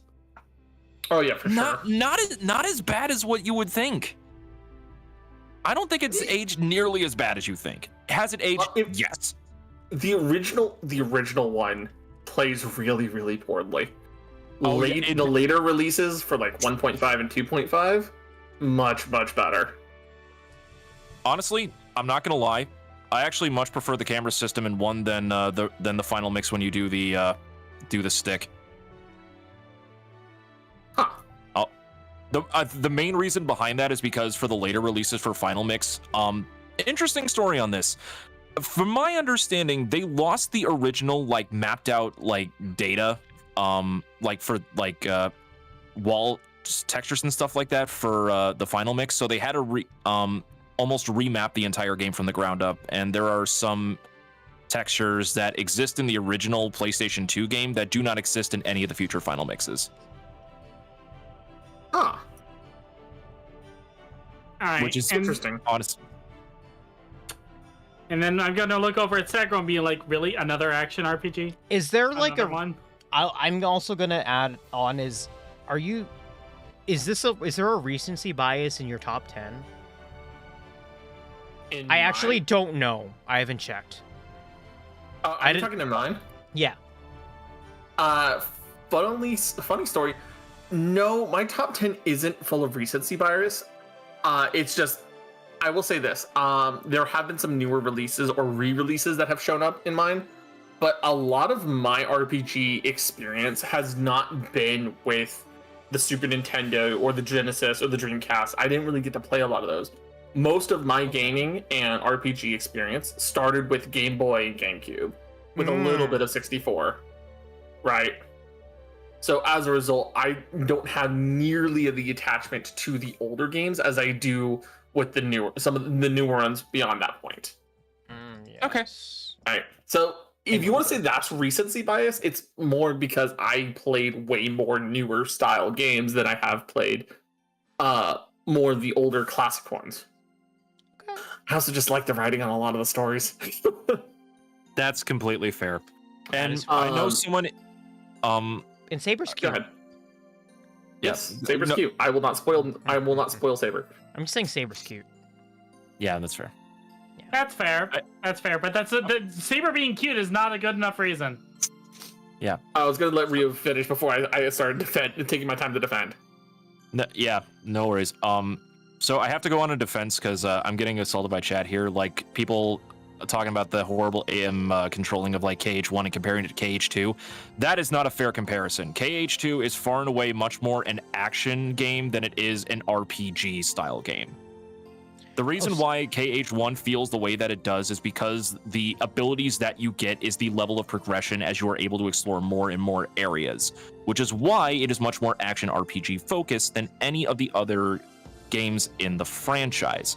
It actually encourages the progression of the story in the game in order to get the abilities to jump higher, in order to glide, or even super glide, in order to go through more and more worlds and complete the quests that you need to get to at the end. That is my take on it. That's all I'm saying. Sorry. Continue on. Yeah, no, in this case, yeah, I know I can see people who are saying, well, Fate Samurai Remnant's way more of a warrior style game than an RPG. How is that warriors? What? How is that warrior style? I don't see that. Because of the way the combat system works, a lot of people would say it's a more of a warriors game rather than an RPG game. But From what I've seen, it looks like it does look like Dynasty Warriors Empires. Yeah, Okay. I will be 100% honest. The combat system does feel a lot more of a Dynasty Warriors Empires, but in my personal thoughts of that, that's a really good base action RPG system than it is just a combat system, right? Because the way the systems work together is that all of the adjustments do not, while they can drastically change your experience, none of them overwhelmingly destroy the combat system, the difficulty curve, anything like that.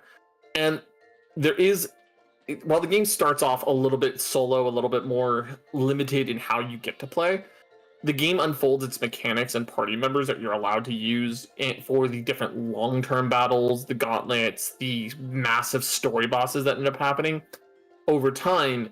And they also provide you not just skill trees to help you develop, but the story is very much the focus of this game. The characters are very much the focus of this game, and it really tries to put you into the shoes of somebody living in that era, both realistically, because it is based on early era Japan, history, right? Yeah.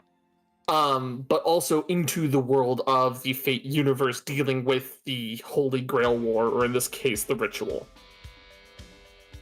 And it gets you really feeling part of the Fate universe, and it's a great opener to a universe whose rules are kind of loosey-goosey sometimes.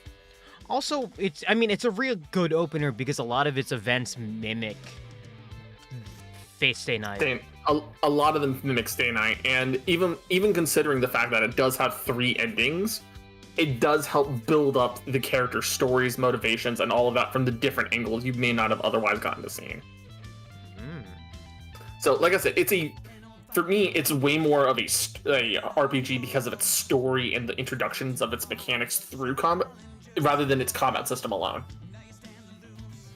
Okay. Everyone's very reasonable with their takes. All right, allow me. Die, monster! You don't belong in this world. It was not by my hand I was once again given flesh. It was you humans who pay me tribute. Tribute? You steal men's souls and make them your slaves. The same could be said of all religions. Your words are as empty as your soul. Mankind ill needs a savior such as you. What is a man? A miserable little pile of secrets. But enough talk. Have at thee, Richter. Yeah, the funny thing is, like, out of all 3 games on this list, I feel like Symphony of the Night is the only one that doesn't really need, like, a verifiable defense. I'm just more shocked than anything that it's not in Symphony those top doesn't. 3. Yeah, Symphony doesn't need a defense. It doesn't need defense. I just said my position. I didn't add Castlevania to my list because I didn't feel it was RPG enough. Okay. Yeah, and honestly, for like all the Metroidvania ones, like, again, to reiterate, for a lot of them, you can honestly make that argument that they do go more of like the Metroid style than they do like the RPG-esque style. Not for Symphony of the Night. You need to do so much like additional like leveling up and equipment matching and everything like that in order to progress as far as you can in Symphony of the Night. If you're playing it normally, if you're speedrunning it, by all means, break the game however you wish, fam. Break it over your knees. Let's go. All right. Let's get to the top 3. I'm ready to. I'm ready to rock. Yeah, I'm ready to top rock. 3. I think we were going to do honorable mentions. I think at one point. No, Are we gonna do this at the end? Okay.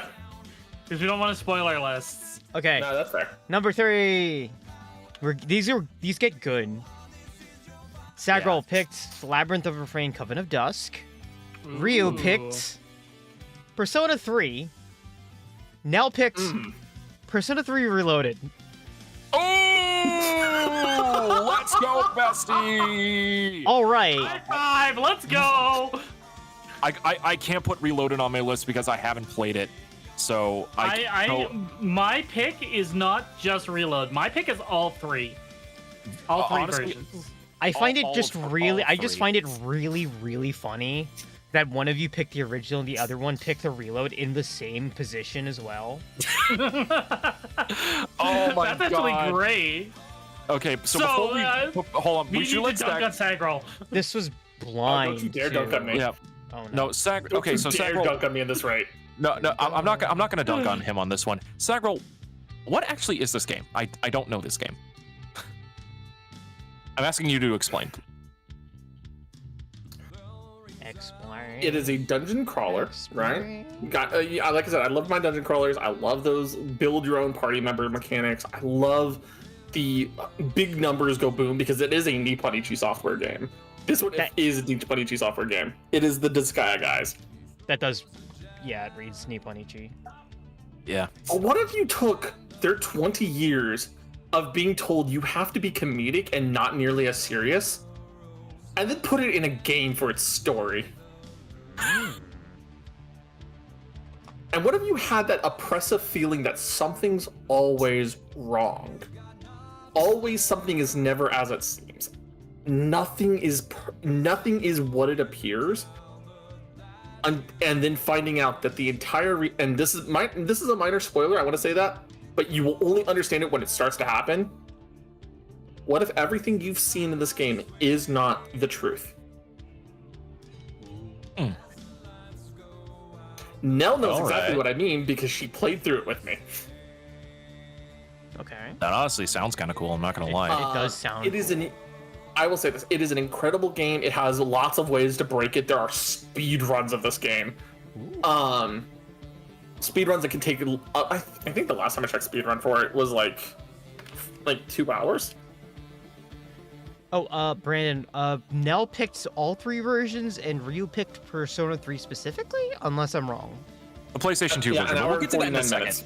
Okay, We'll get to that. Yeah, an hour and 49 minutes is the current speedrun record by Tracty, no less. That's really funny. Oh my God. Tracty is the filler name for the main character, which is the book you play as. That's so funny.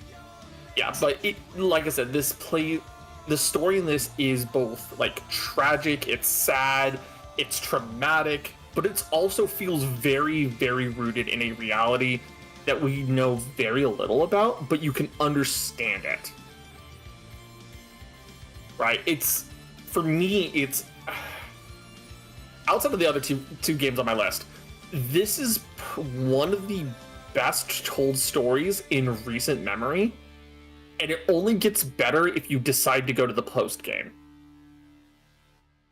Okay, I can at least agree with that part for sure. The going into the post game just absolutely kicked that game into overdrive. Mhm. Yeah, no, and like I said, like you play the base game, it's a good story. But you play that post game and get the rest of the story that's supposed to go with it, it's so phenomenal. And that's what the characters you genuinely grow to love and care for on such a degree that when you find out some details, your heart just breaks. I can completely understand that, and I respect that decision. You want to know another cast of characters that you grow to love and appreciate for, and your heart breaks for so many different things? Persona 3. Mitsuru, Akihiko. I know. Not so much Ken. Junpei. I know. You don't have to defend your choice to me. Not What so you have to much say is, Ken. why is it Fuck so Ken. low? Look, Okay. Hold on, Ryu. I will agree. In the original and FES ports, Ken is awful.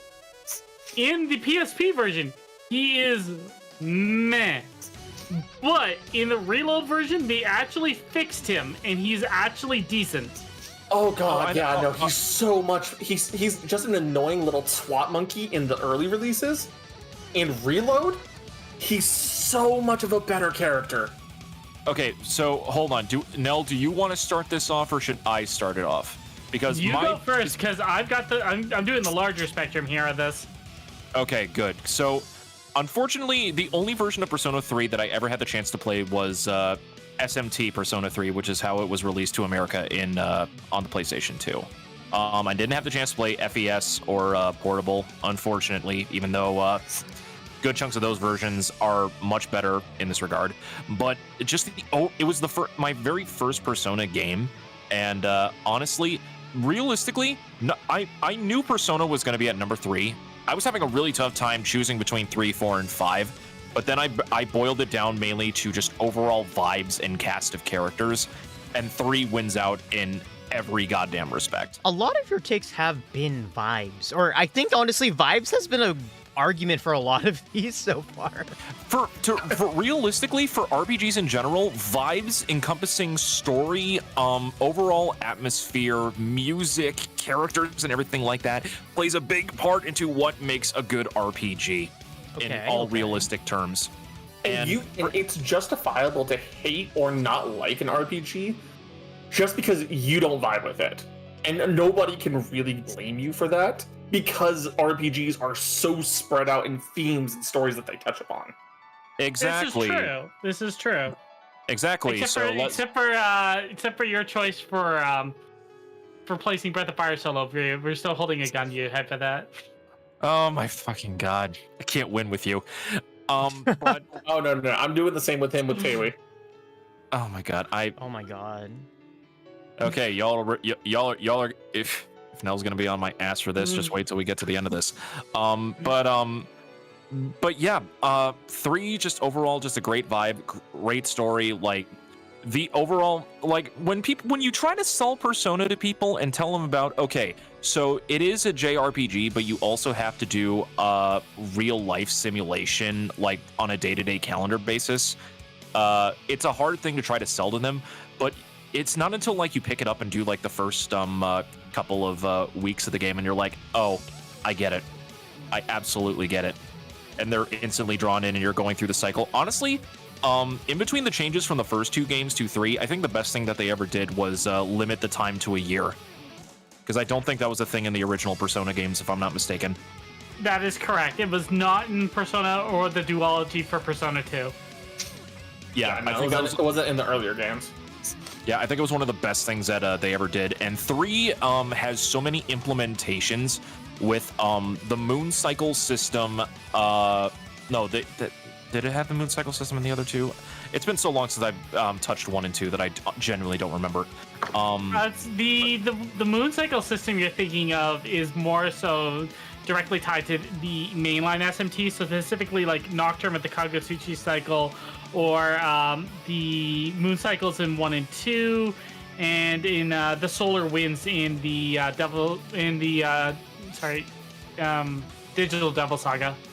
Yeah. But in the story, how they deal with like the moon changing in this game, which is carried over to the weather forecast system in 4 and different aspects of 5 when you're doing mementos, a lot of it is like based down from this game. And I think they took this out in Reload. Correct me if I'm wrong on this, Nell, but they took out the reverse arcana thing when you're trying to do social links, right? Where you get things bad and you can't progress unless you right or wrong or something. Nope, reverse social links is still a thing in Reload. Oh wait, yeah, it's still a thing in Reload. It's so yeah, way you can harder to play trigger. Douchebag Minato. Oh my god, that's amazing. Holy shit. Yeah, All right. you can still do that, but it's also a lot harder to trigger in Reload than it was in the originals. Mm-hmm. And I will say, in terms of just the original game, out of all the games on this list, the ending to Persona 3 is among my top 5 favorite endings in video games. I There's cry a clip every of me time. crying. I'm pretty sure know. everybody has a clip of themselves crying at the end of Persona 3. This is one of like there was legitimately an entire viral clip of Callie crying at the end of Reload. And speaking of Reload, Nell, take the baton, my sister. All right. So first, before I jump into Reload, we gotta touch on Portable. Portable introduced the idea of a female pro tag, which, as a result of the community, has been cheering for ever since. To the point where when we saw Reload was coming, we were like, "Can we have that?" And Atlas said no. So the modding community is almost done doing it ourselves. It's so good. I'm so proud of the modding community. We love women. Wait, they're at the point where they're working on reanimating the cutscenes. Good. Like, this is the level of dedication this team is. But the fact that you can play the female pro tag in this one actually changed up the entirety of the social links. So you like, wow, okay. most of the social links all changed. So you had to deal with different characters and different relationships. So that was an interesting twist, because it actually introduced the idea of getting more in touch with your party members. Because in the original, you only had social links with the female party members. In the portable version, all the party members could be social linked. Which is now what happens in 4 and 5, and probably going to be happening in 6. In Reload, they've rebalanced a lot of the mechanics, added a bunch of quality of life upgrades, and overall improved the voice acting. Oh yeah, like there are iconic voices in the OG Persona 3, but Reload's cast, oh my god, they came Sayu to as play. Akihiko is just peak Akihiko. Like, it didn't sell me on it like the first few lines I heard from him, but after a while, it really grew on me. Yeah, Ken, absolutely, the new Ken sounds fitting for the role, rather than like, for Someone lack of a better straining term, themselves. an angry teenager who's trapped in the body of a 6-year-old. yeah. As much as I do love the voice of Mikunyana as Junpei, the new Junpei, what was it? Justice Smith, I think his name was. I believe My so. God, he brings such an energy and just a vulnerableness to Junpei that is so goddamn good. If I recall correctly, and someone can correct me if I'm wrong, Shinjiro's voice actor in the new one, this was his first role. It was. I think it was, actually. And god damn, he came to I think play. it's his first one. I'm double checking right now. I know one of the actors, I'm pretty sure it was the one who played Shinjiro. It was his first role, and he absolutely nailed it, which means Atlas actually paid hyper attention to It is the not voice acting his- in this. Justice Slocum, that's the voice of Shinjiro. Mhm. It's not his first role, but it's his first major role in a well-selling game. Huzzah! His first role was in a game called Lost Judgment. Wait, That didn't they sounds just familiar. re-release that? It was in could've sworn they 2021. Oh no, it was Zeno Yeah, that's Robinson like who was Junpei. I got the voice actors for Shinjiro and Junpei mixed up. Yeah, whoops. Yeah, Alright, but yeah, no. he's had a couple roles since in the Trails of Legends, I guess it's the game series.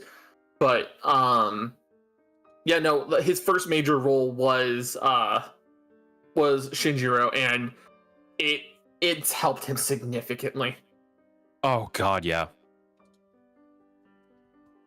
Yeah. Now, Fuka's okay, voice now actor is Ryu, also Ryu, incredible too. Now, Ryu, Yes, come yeah, on. yes, no. Get the gun. We gotta go after Sagrell for not picking Persona. I'm getting my super soaker. Hold on, quick, go to number 2. Go to number 2, please. Okay, number 2. Like, for real, number 2. Let's go. Circle picked. Oh, hey, look, it's Persona 3. What do you think? Why did you guys put it so low? Rio picked Xenogears. Now put the Final Fantasy, the first one. I'm in the same Okay. vein as Nell with the Persona 3 side. It's all the versions. And you guys have pretty much covered everything except the music. And I will say the music in every version has put their systems to the absolute max. Like Persona 3's music was funny story about Persona 3 on the PS2 and the PSP. The music was put priority in the code so it would never fuck up unless the entire system's fucked up. Oh, that's beautiful. So the game itself will lag before the music will lag. Nice. Alma, I need you to do me a favor. Yeah. We need to censor the screen for a minute. I'm going to basically do the same thing that what's his name did to number 5. Oh no. What? Oh no. From Drakengard 3. I need to do something for you. Hold on. Oh no. Oh no. I knew this was gonna come. I need to get my sword, and there may be some violent screaming in the background. I apologize, chat. Alma, please. Please. Sagrell, save me, please. I can't save you from your choices. You signed the contract. Stab, stab, stab, stab, stab, stab. It's a good thing I'm immortal. Wait, you are? Oh yeah, that's right. You don't know the lore. Actually, I don't think any of you know the lore. So basically, the Coffee Ninja is basically like the current Persona. I am basically Isekai, the former personification of death. Oh, okay. Well, if you're mortal, then what's that? So he's Dr. Bright, the Coffee Ninja. Got it. Oh man. But yeah, Really Sagrell, putting Gears at 2? Gears at 2? You will understand when I explain my number 1. Realistically speaking, from an artistic standpoint, just purely on an artistic standpoint, this should be number 1. I did not actually play this upon original release. I actually didn't play this until like a little over a decade ago, actually, at this point, and I fucking fell in love with it. It's got everything that I love. It's the combination of both regular RPG sprite work battling, and you fight with fucking giant robots as well, which is always a plus. And I know that's a big plus for Alma because robots. Yeah. I heard robots. But yeah. But also, it has like one of my favorite things out of everything on this list, and that is like original, like traditional cel-shaded anime cutscene graphics. Ooh. Oh my god! Like That the does English sound voice good. acting, yeah, take it or leave it. But like, good god, the animation work in this game is so fucking gorgeous. It is, in my opinion, potentially on the PS1, actually probably on the PlayStation 1, the best single RPG on the PlayStation 1. And it really should be number 1 for me personally. But there is one game that I have to put at number 1 more that I'll explain in a little bit. So, Nell, you want to explain Final Fantasy 1 specifically? Yeah. I mean, I know the reason. And you are completely right for the reason, but please. I want pop off, to. Queen. I want to hear. My By version far has and fun above in it. the definition of RPG. Side quests, leveling up, decent story, interesting characters, the fact that you can class change, and basically all the building blocks for every good RPG are here and refined. Refined. It's the first game. It is not the first RPG, though. Oh. The first console RPG is Dragon Quest. Okay.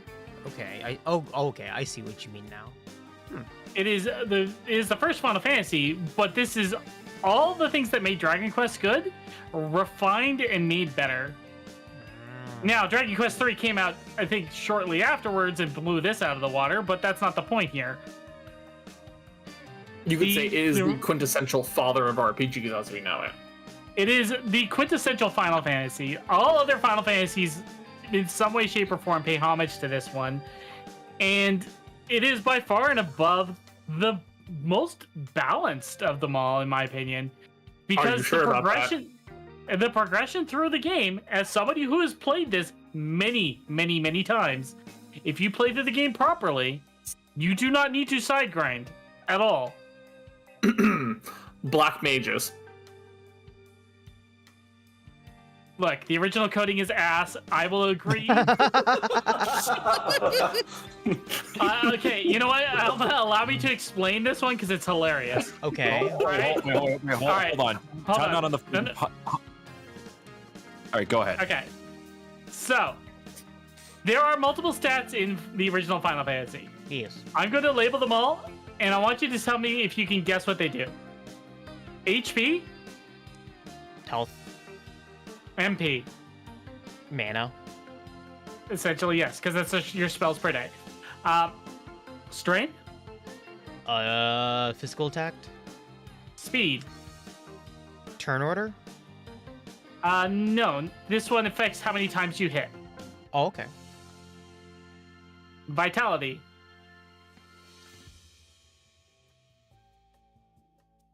But we said HP. it affects your defense. Oh, okay, like Constitution. Mm-hmm. Faith, Specifically for white mages. okay.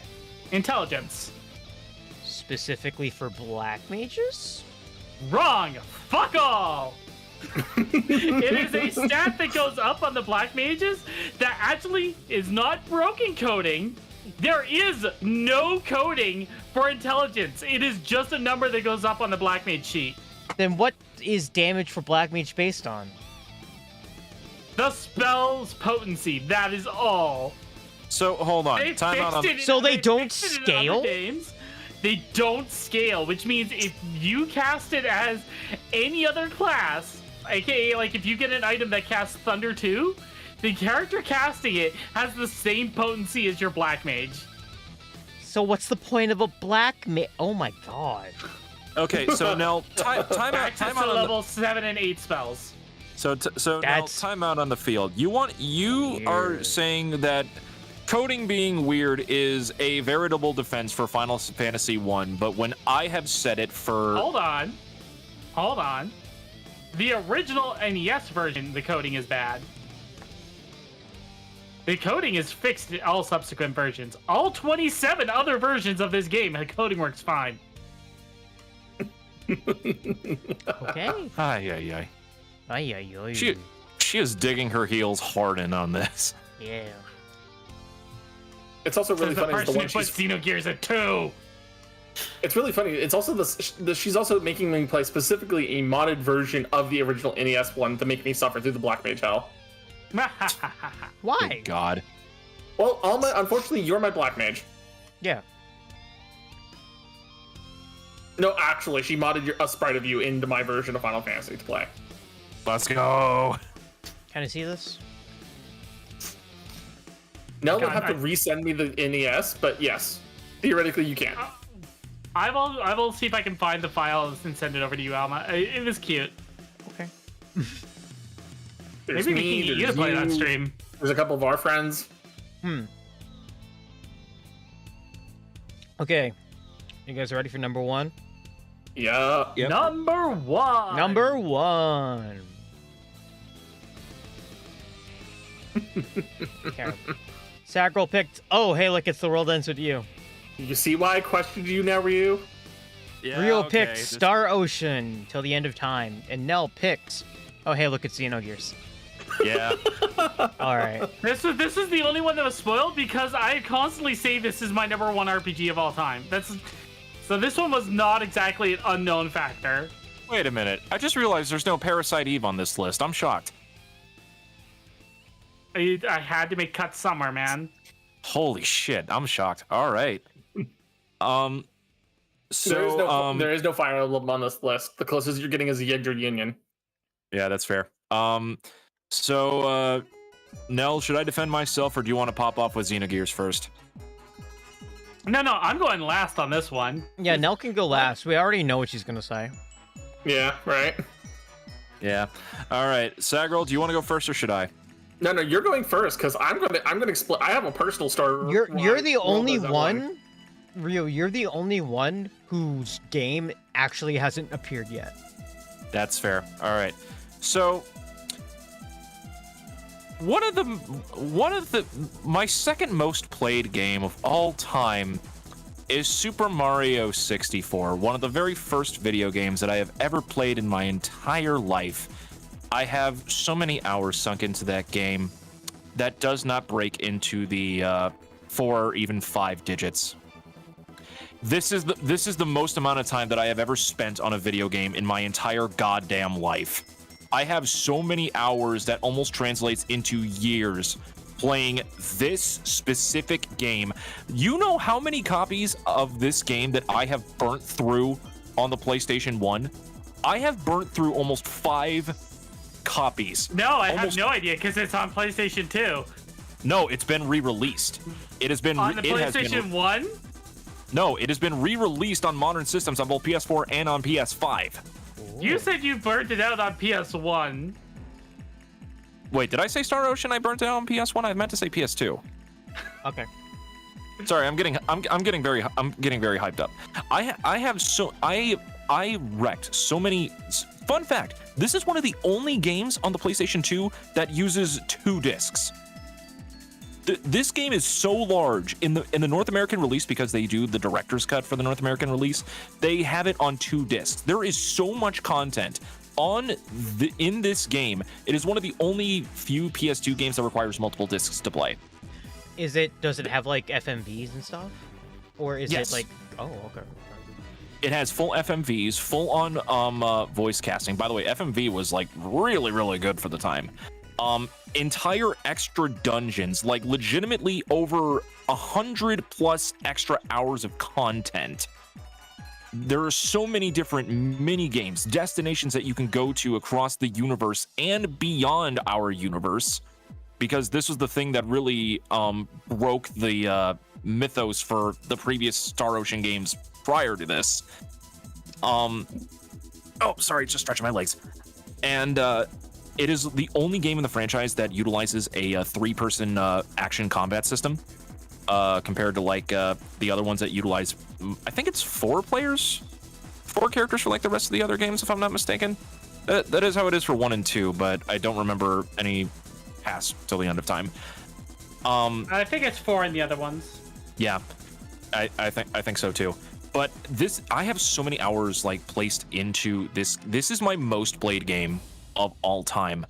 I know virtually almost every single cutscene, every single little extra action taken, every side quest that you have to do, every multiple ending that you can unlock, how to get the multiple endings, which recruitments that you have to do.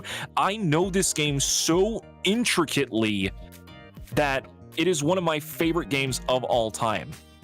That being said, I haven't unlocked everything in this game yet because this was one of the very first games to introduce the trophy system that would be adapted by systems like the Xbox 360 and the PlayStation 3 and onwards. Achievement This was one of the system. earliest.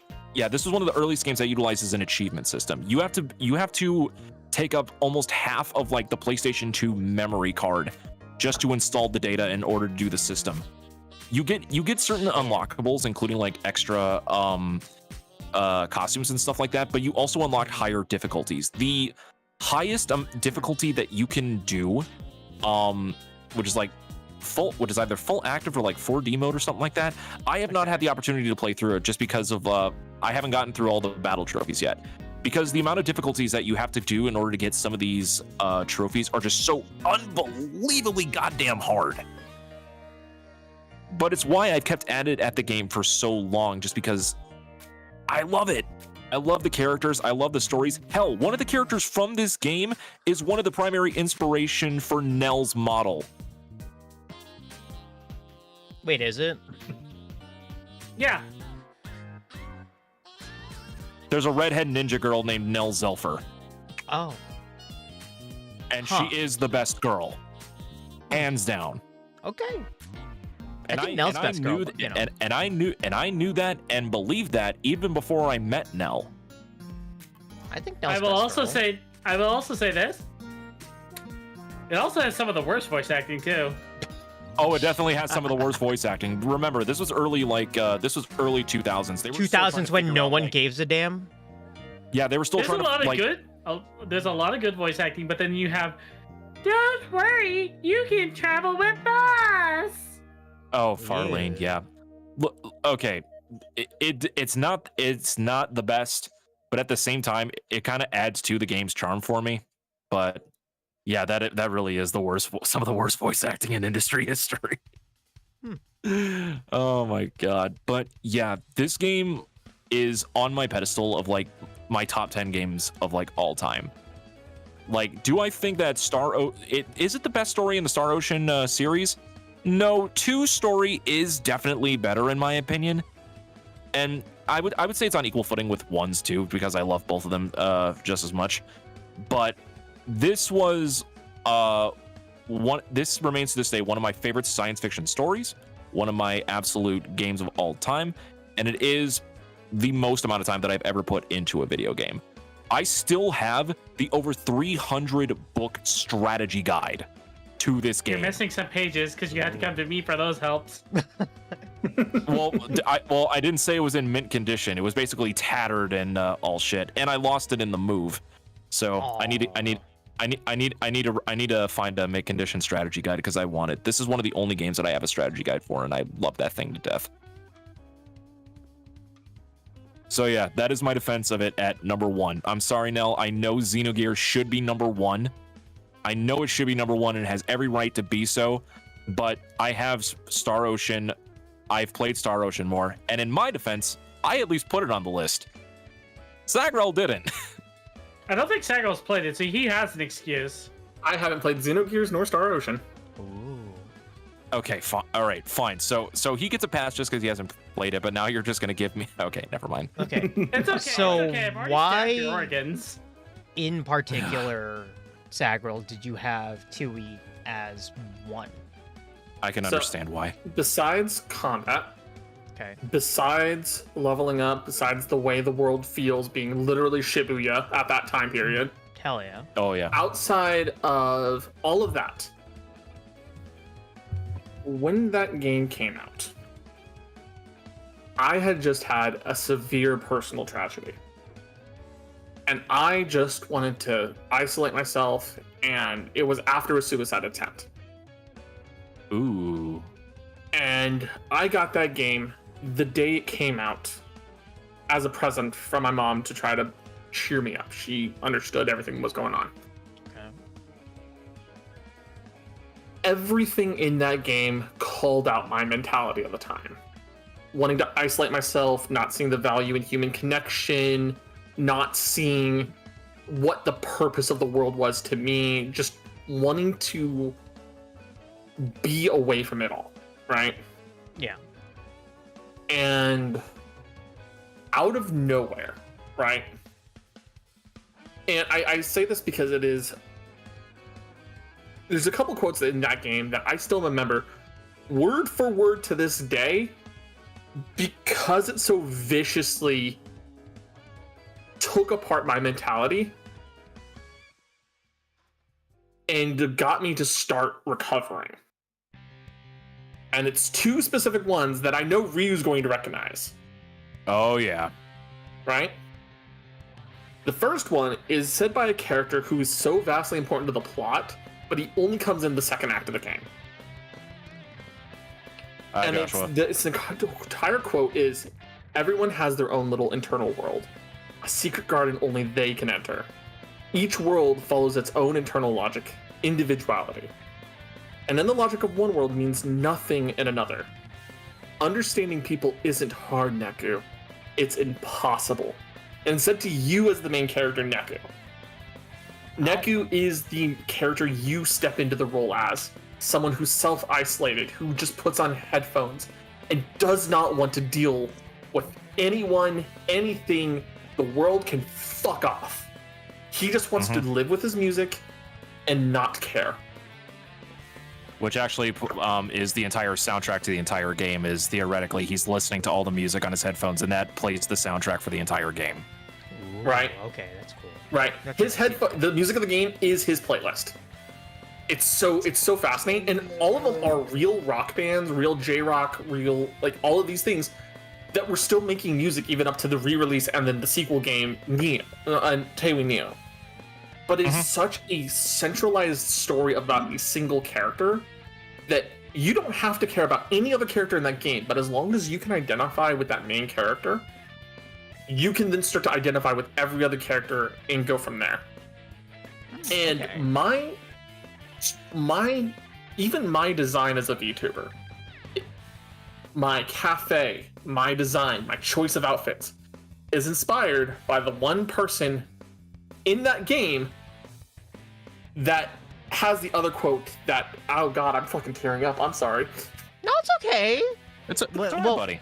It's fine. Take your time. We appreciate you being so The vulnerable literally with us right now. the quote, the world ends with you. If you want to enjoy life, expand your world. You gotta push your horizons out just as far as they'll go.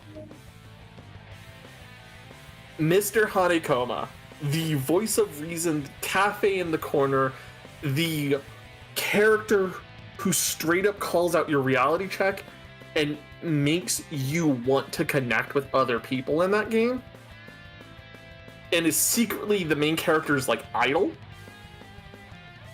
turns the entire thought pattern of Neku, and subsequently at my time myself, around so hard that some of my mannerisms that I've grown throughout the years since this game's release have always been to try to help others not end up like I was. Because I have begun to I didn't really care for people at the time because of that personal tragedy. I now would rather let myself be hurt by somebody I let in than to let someone face that isolation, that darkness, that effectively personality death alone. So that's why Tewi got me so high, and it's always my number one. Well, thank you for sharing. I that. honestly That's can. pretty awesome. I 100% respect that. Every single beat that you sent on that, absolutely hits. Reason I have it at number 9 is that I do not have that same kind of emotional connection that you do. With that said, this is one of those games that can form that emotional connection just because of the subject matter, and it is so goddamn good because of it. You And are I mean- 100% on. You are what you hit every single mark on that Sagrell. You are 100% correct. I will say this though about the sequel, and the only reason why the sequel didn't end up on my list, the story, while still very good, and the combat system way more refined, it's not nearly as personal because it's not written for a single character's methodology. It is written for a party against the world scenario. And Yeah. I don't think that story holds nearly as strongly as the original version. Okay. Also, it's also another thing why, fun fact on games that I'm not a big fan of, the 3DS game for Kingdom Hearts Dream Drop Distance, I have a big beef with that game because they incorporate the world ends with you characters into it, and I'm like, you I'm don't so know the disappointed source with material. that. You don't know how to handle don't this source know. material. I was so offended when I found out with how they worked with Neku and Joshua. I was so offended. Yeah, I know, same dude. All right, Oh, but so yeah, They're literally to put. They're literally just to push sales. Pretty much. you're not wrong. You're not wrong on that regard. Definitely All right, wrong. But so yeah, hold no, on. you can clearly. I'll post the image of the character in question that broke me in chat, and you can clearly see what I mean by my design is very clearly inspired by him. Oh yeah, like honestly, ever since like you did the quote and you mentioned him, I'm like, shit, I see it now. Damn it. All right. Well, while that's going on, I've got the soapbox ready. Nell, stand upon the soapbox and proclaim the not possibly the greatest RPG of all time, but definitely the greatest RPG on the PlayStation 1. All right. Ambition. Mm-hmm. Mm-hmm. What does it mean to truly be ambitious? Getting more popcorn for everybody. I would love more popcorn. Yeah, you're gonna need it for this one. You might as well This just team- make 2 buckets. This I'm getting team- one bucket. Was given the best way I could describe this. This game was the original Final Fantasy VII. Oh yeah, that's one thing I didn't bring up. That this was originally supposed to potentially be Final Fantasy 7. This was the original Final Fantasy VII concept idea, I didn't even and know it was that. That's pretty rejected. And it was rejected for being too dark. cool. Ooh. And so I might have liked Final he was- Fantasy VII if this was actually it. They were given a small budget because it was still a good idea and it was still a good thing, and a bunch of rookies, and told, you have 2 years, feel free, go ahead, do what you gotta do, but go craft this. The problem was the rookies, they're all new, so they ended up spending the first 6 months trying to learn to program and code this game, while the artists and storyboarders and everything poured their hearts into creating this absolutely ridiculously intense and deep story, to the point where the amount of work that we actually have is only 6 months of content. They were told 2 years. They got told after 1, cut the ending, ship it as it is. If it sells well, you can make the other. Huh. And he begged and pleaded and said, at least give me a month to wrap up what we have. And they crammed that second disc in. And that second disc is a different style of game, unfortunately. It's more visual novel style with RPG combats than one dungeon. But if they had left the story off where it was at the end of disc 1, it would not be what it is today. It would not have been as memorable or well-known or well-loved.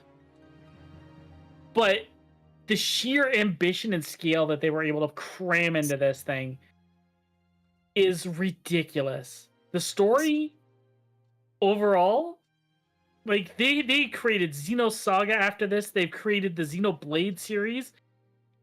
All of those are still scratching the surface of the depth of this game. Mm-hmm.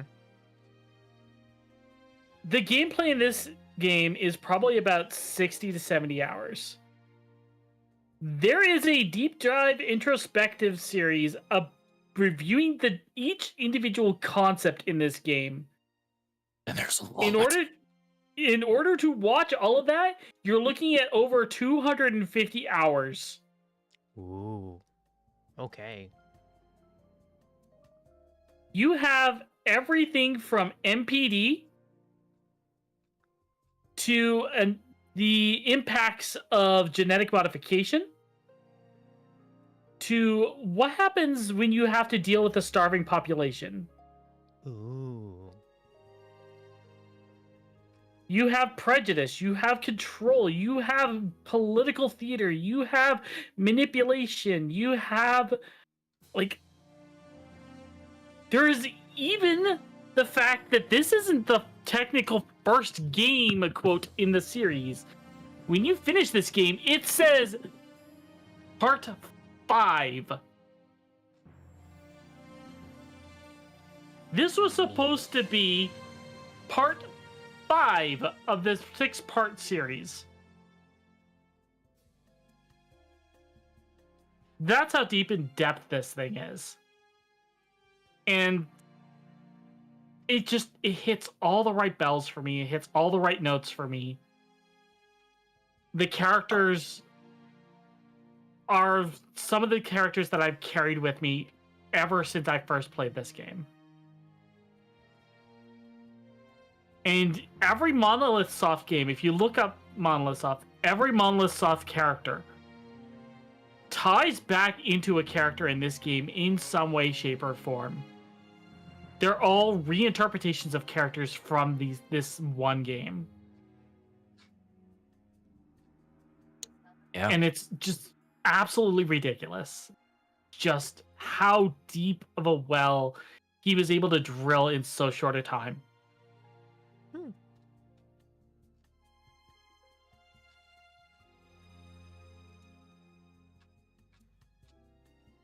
Now I kind of get why more people circle jerk for it. I don't mean that mean, but you know. The problem I have with Square is they aren't re-releasing this. There are a lot of problems people can have with Square, let's be real. This is a but major one. This one's a major one. They are selling merch for this thing and not letting people buy the game is the part that I'm having problems with. You want people to spend $600 on a watch that has the Xenogears logo on it? Maybe they would buy it if they knew what the fuck Xenogears was. Or a replica, or the replica painting. God, I want that so bad, but they only ship in Japan. It's rough. Damn. Shipping that thing from Japan to where I live costs That's a almost lot. as much as the painting. Yeah. And for the record, now Yeah. that painting is about 500 US. It's expensive. It's because it's not a print. It's an actual painting. Okay, that's cool though. I can understand It why is. it's like $500, but It's an actual canvas painting, complete with the errors and incomplete bottom right-hand corner, which is what is left of the painting to be done in the game. oh, that's nice. Yeah, like the attention to detail on it is actually kind of incredible. Okay. But yeah, that's why this is my number one. And it'll take a goddamn miracle to dethrone this thing. Respect. Also, can I just say, during Nell's entire soapbox moment, whatever music was playing during that moment was like the greatest, like, Yeah, it was pretty good. been playing in the Yeah, back. it was fucking phenomenal for that. Yeah, it fit really well. I don't know what it was. Holy shit. But yeah, honestly, it was like the stars aligned for that. yeah. For real. Honestly, we all three of us picked like real personal picks, like for many different reasons for top 3, and I'm honestly kind of proud of us for that. Holy shit. Yeah, I'm kind of glad that top 3 turned into just. I personally relate to these. We can't really argue against any of them. Like the fighting was all down below, and that's totally okay because we can have petty squabbles about that shit. But when it's like, yeah, I personally relate to this game, everyone shuts up. I'm like, yeah, fail it. And it's also really surprising. There's always like one game that somebody has that like resonates with them at a really specific point in time, and it just like changes their brain chemistry. True. Yeah, I Yes. know, right? Everybody's got the one game. Xenogears has a nanomachine girl. Oh yeah, that's right. I forgot. Pictures. Sure, let me grab pictures of Emeralda for you. Alma here's nanomachine girl. Neurons activated. And then later, can you send me the porn? Thanks. No, I cannot. No, I can't on this one. Why? Because Just send me the image unfortunately, first. We woo, Alright. we woo.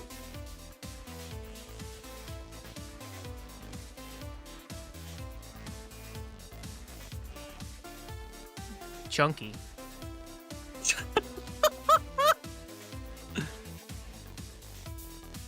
Oh, okay, not my type. Anyway, so okay, fair. Okay. We did it. That's like everything. Let's go. Okay. Honorable mentions. What were the honorable mentions that everybody had? Alright, Let's say maybe let's go with like 3. Perfect. I was Yeah, at half 3. Yeah, I'll go with Uh, like I have 3 as well. Yeah, one each reveal one at a time. All right. Who wants to start it? I mean, I'll we go could do the first, same only order if I we've can been have some popcorn. You can have mine, That is hold on. that is true. The 3 of us were munching on popcorn during your entire soapbox. So go right Mhm. ahead. I haven't had any popcorn yet today. It's not fair. There's salt. There's a lot of salt in it though. Just be careful. Okay. fair, I'm thank you. sorry, I cried into it. Here, Nell, you can have mine. I don't really put salt in mine, so. There we go. Alright, cool. Okay. Alright, I'll go first with my honorable mention. Terranigma. Ooh, that's a good one. Why do I know that name? It You is also the third read- and final entry in the Soul Blazer trilogy. You also might recognize it from being the sequel to Illusion of Gaia, if I remember correctly. Yep, which is the sequel to Soul Blazer, aka the Soul Blazer trilogy. It is a mix of RPG and Legend of Zelda. All three of those games are all three of them are phenomenal. I just realized what it was. Never played those games, but I did have an interest. They looked cool. Interestingly enough, Terranigma never released in North America. The only English copies were available in Europe, and only 20,000 of them sold. I have one. Woo! Lucky. I only got to play Illusion of Gaia on the SNES way back when, but I never got to finish it. Fair. Again, I guess I'll go next. Obligatory mention, Undertale. Okay. Yeah. Fair. Yeah. Yeah. That's honestly. It's so obligatory that I'm like, I don't even think we need an explanation. Just say Undertale. And I'm like, yeah. honestly, the fact that was all mainly done by one person is still like a goddamn achievement. There are so many games that are like, it's done by one person. It's always good. Did you know it's on sale for $1 right now? Oh my god! If you haven't played it, go pick it up. Just do it. Do I have it in my Steam library? I legitimately have not completed Undertale because the online fandom killed my enjoyment for the game so hard that I just had to stop. That's fair. That is entirely fair. Yeah, that's fair. This one's gonna be a weird one for me, but I don't know if you all know this, but we'll see. Eternal Sonata. Isn't that the one with? God. Wait a minute. Chopin. That's the Chopin one. Yes. Honestly, it was my number 11. I originally had it in my top. I originally had it in the Radiata story spot, but I have more of a connection to Radiata and an amount of time put into that game than I do this one. But I am such a huge fan of Chopin's work. I love the little interludes that they have in between, just playing the original pieces from Chopin. And, honestly, yeah, that was pretty cool. I also just thought it was just really fucking funny that he's just fucking in there as an anime kid. I know. I'm like, that's just him. That's just fucking Chopin. And I'm like, okay. I want that. I want to cosplay that. He's an anime man. I mean, he's an anime man, but it's also like it's his Studio Ghibli fantasy. I know, but it's really just is. really funny in my head that it's like he's just in there. Also, I really love the battle system in that. I love how the battle really system, good in it. It is a battle system that I have not been able to find in any other RPG that I have found. Why is I love that system to death. The Sonata wiki just has God as a character? Because you punch God. That is true. I wish I was joking.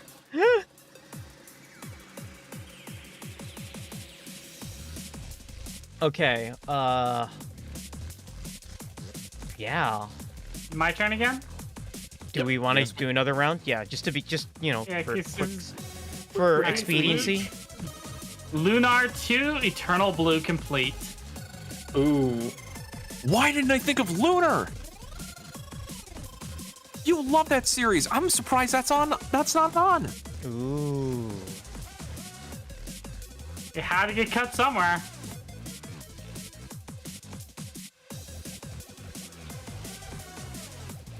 All right. Cycle, you're up. Quest 64. Hey. Honestly, okay, Nell, before you joined call when we were originally... Hey. Pass me the gun. Pass me the gun. Why? Okay. Pass me the gun. Oh, okay. This one's a hear me out, right? Specifically because This one sounds like a hear me out. Keep going. it is a hear me out, all right? It was a launch title for the Nintendo 64. Jeez. Right? And because of the limitations on the cartridge, they could not fit the story as it was supposed to be written into the game. So much so that when they had the Game Boy Color release of the game, it added in the story, but you lost the world, you lost the scale of the world. So you have to play it twice to get the full context of the game. That does sound like dog shit, I'll be real. Yeah. Right.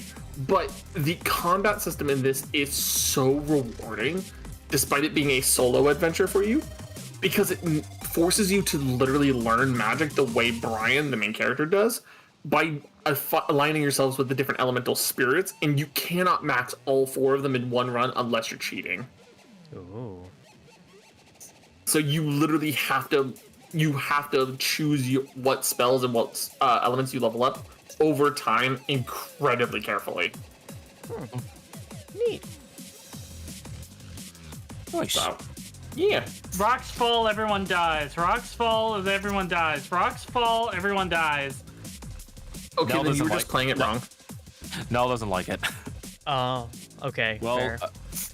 okay. You Speaking just of, need the boulder spell. You well, don't. You okay, really that's- don't. All right. Alright, so my Ryu, second you're one, up. Yep. Rio, number 2 for you. Paper Mario, Which one? N64. I have more of a personal connection with the N64 one than I do with Thousand Year Door.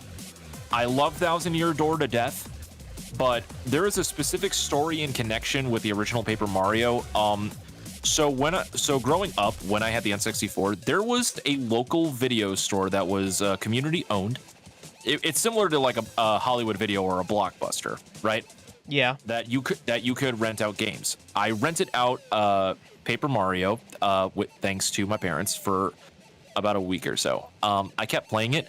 My dad forgot to take the game back to the video store.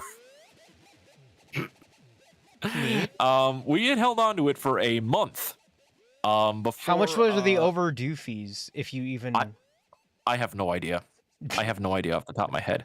All I know is that my dad tried to drag me with him and try to blame me for not returning it. I'm like, whoa, old man, you're the person whose name is on the receipt. On the rental. Wow, your dad tried to drag you under the bus. That's crazy. But Hilarious. but the thing is like when I was a kid, I never got to finish the game. It wasn't until I went to a swap meet years later when I was in college, in a bunch of N64 games that I wanted to get. I only had enough money to grab one. I passed over all of the Mario parties that I didn't have in my collection. I passed over GoldenEye. I passed over Super Smash Brothers. I passed over so many titles just to get Paper Mario, because I'm gonna be like, okay, I'm gonna sit down, I'm gonna commit to this game, and I'm gonna complete it.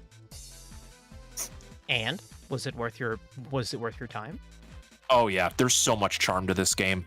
Yeah. Like legitimately, any single time the Koopa brothers show up, I literally have to hum the original Teenage Mutant Ninja Turtle theme, but do it for the Koopas. Teenage Mutant Ninja Koopas, Teenage Mutant Ninja Koopas, Teenage Mutant Ninja Koopas, Koopa in a half shell, Koopa power. I mean, to be fair, everybody does that. Yeah, but no, you got to understand. I was a kid that didn't have access to the internet until he almost graduated high school. I'm not saying you're wrong. I'm just saying everybody hummed that theme. I know, but still.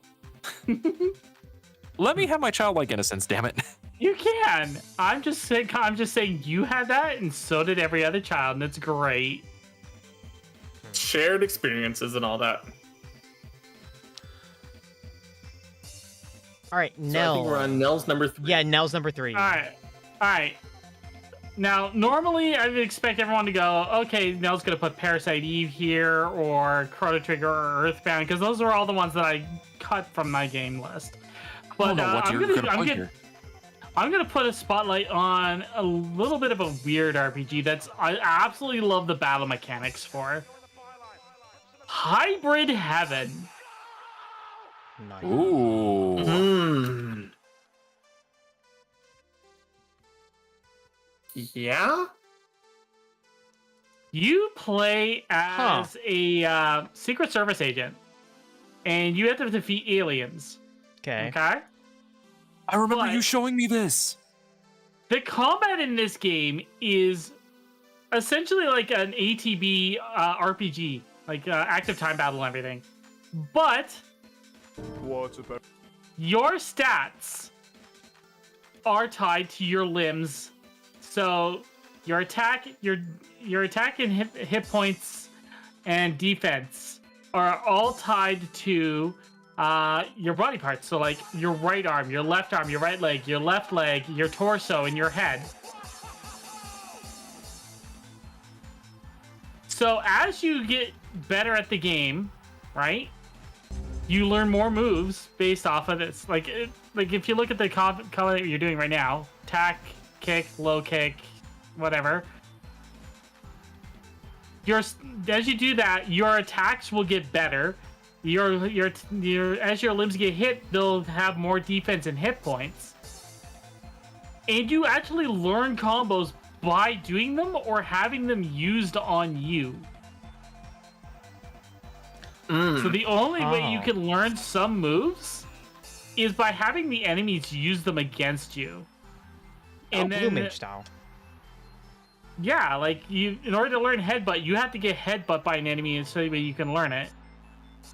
But the trade-off is when you go to learn that skill, nobody else has attacked your head at this point, so you have like almost no health and defense there. So you can you have to get really lucky or really careful. But combat-wise, it is an absolutely brilliant mechanics, and I kind of wish a game system would do this kind of combat again.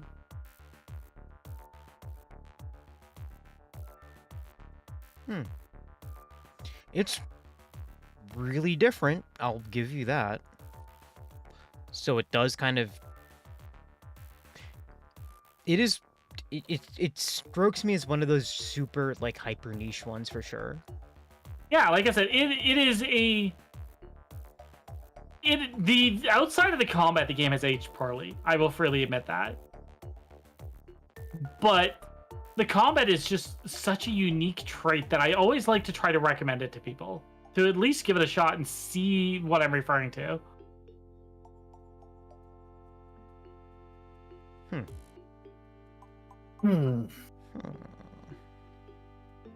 Super duper neat, though. It is. Alright, I'm tossing it over to Sagrell. Sagrell! Alright, my honorable mention is probably the most basic one in this entire list. Yes. Oh, cool. Basic bitch choice. Let's go.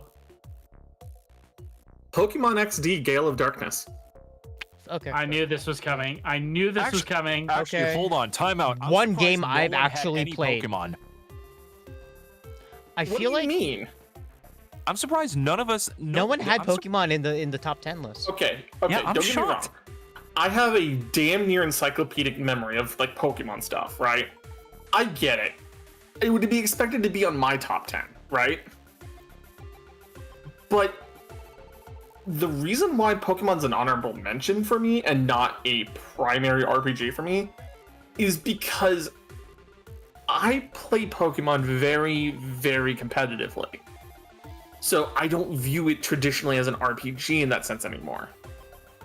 But Pokemon Gale of Darkness and subsequently the Pokemon Coliseum both were the first time we really had a proper story to a Pokemon game that felt complete.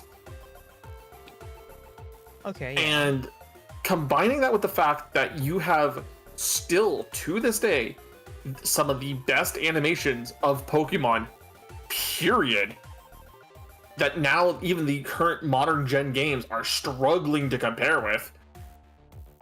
Like, you have to understand, like, XD kind of was the definitive Pokemon for the longest time because it worked with every game at the time. Ruby, Sapphire, Emerald, Fire Red, Leaf Green, and that means you had every single Pokemon available to you at that time.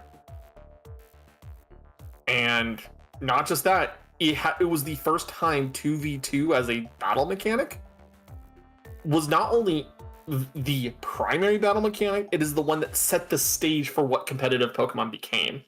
Is it an important one in Pokemon history? Yes. Is it an important RPG, like, for RPG's sake? Not particularly. That's why it's an honorable mention for me. Okay, fair. Yeah. Hmm. Hmm. Ryu, last pick for you. All right, I'm throwing out a little bit of a niche one. It is a game for the Game Boy Advance, actually. Chad, if you've heard of this game, let me know. Golden Sun.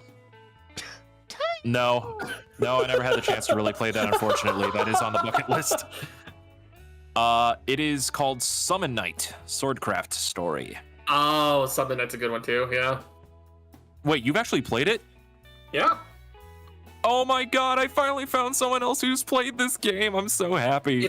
It's because of that game I went and ended up looking into Luminous Arc because they're made by the same companies. Yep. So, in this game, you take control of either a male or female protagonist in order to become what is known as a craft lord, which was what your father used to be. Craft lord. Yeah. In order to accomplish this, you are contracted to a different summon beast. There are 4 that you can potentially summon. You can summon a small summon a small plane-like creature that can shoot electricity. This is gameplay right here. You can bring out a Oni. You can do some sort of cat creature, or you can bring out a fairy girl that will absolutely fall in love with you and actually has a kiss scene only with the female protagonist. Nice. Actually, it's actually really funny. All 4 summon beasts in this game were fey creatures. Yeah. It was the Kite Sith, the fairy, the elemental, and the oh god, I can't remember the actual demon, the beast thing. I think it was an Ifrit. Yeah, it was like an Ifrit Oni or something like that. But it ties into the past with the father, because whatever creature you summon was the creature that your father used to wield and use. You know what I mean. But it's a very side-scrolling combat fighting game style RPG where you have 2 different kinds of health. You have your actual health and your weapon durability. Your weapons can actually break during combat. You have to collect and gain materials in order for you to advance through the game, and you can use 5 different kinds of weapons. You can use swords, axes, lances, brass knuckles, and hilariously, drills. You can drill. You can drill your other character here. Mm-hmm. It is also, Alan pointed out, the series is still ongoing. There's a 6th game that was released in 2016. Wow. Oh my! I haven't played any of the games past the first one, but I remember having such a fun time with the first one. It was like one of my favorite handheld RPG experiences. But unfortunately, to take the top RPG, the top handheld RPG from my thing, I had to give it to The World Ends With You. I had to. That's fair. Honestly, everybody made pretty good picks. It was neat. I guess I have recommendations now, or at least people I know I can pull into a stream whenever I play them. Yeah, fair enough. Yeah, you do. You have like what, 39 games now that you can reference and say, hey, do you think this RPG would be fun to play for me to try out? And be like, okay, cool. Can I pull this person over? As somebody who legitimately has not played a lot of RPGs, like I remember Nell playing Persona with me at some point, and then like stopping halfway 2, and then trying to do the same thing with 5, and then stopping after like night 2, and then playing 3, and then stopping after like the first 2 nights. Like I can't. I need shorter games. I need shorter games. It's not my type of thing anymore. Time to sit her down with Bob Essie Mystic Quest so we can meme the whole way through. I mean, you can do Mystic Quest. I mean, I do think you probably do better with action RPGs rather than turn-based RPGs. Yeah. Keeping your focus is a difficulty thing. You just need to find the one that's got the right story for you too. ADHD's really hard on me for that type of thing. Like, if I don't play a game, like, after 2 days, it's just basically out of my brain, and I will not touch it again because I will not remember what I did in it and what I need to do next. It does help to have a partner who knows the games too, though. True. I also love that we just saw, like, on the screen from Summon Night, an entire almost romance under the boat moonlight kind of scene, and we were just talking right over it. Yeah. It's there for background video. It's okay. Don't worry about it. I know. Okay. All right. It is kind of getting late, so I think it's a good time to wrap up here. Thank you very much, Alma. So, Thank you so You much. mediating this. thank you guys for coming out. It was a very fun time. I loved it. We should probably do this more often, maybe with more time on our hands, so it can make the presentation a little bit snappier. yeah. Okay, in that case then, Alma, why don't you pick the subject for the next one? Ooh, that's a good one. That's actually a great option. I'll get to you guys later on that. I can't even think of one. That's fair. fine. That's fair. Oh! I actually haven't played 10 of these. I know I haven't. Visual novels. Ooh! I already got like okay. 5 on my brain. Here's the thing. I haven't played more than 10. So at this point, I need you guys to recommend me, All right, or I'm basically gonna rank throw a- out I'm and gonna throw a recommend me caveat 10 out there. visual novels. I'm gonna throw a caveat. None of us can pick Valhalla. None of you guys can Fuck. pick Valhalla, and none of that's you fine. can pick Necro Barista. Fuck!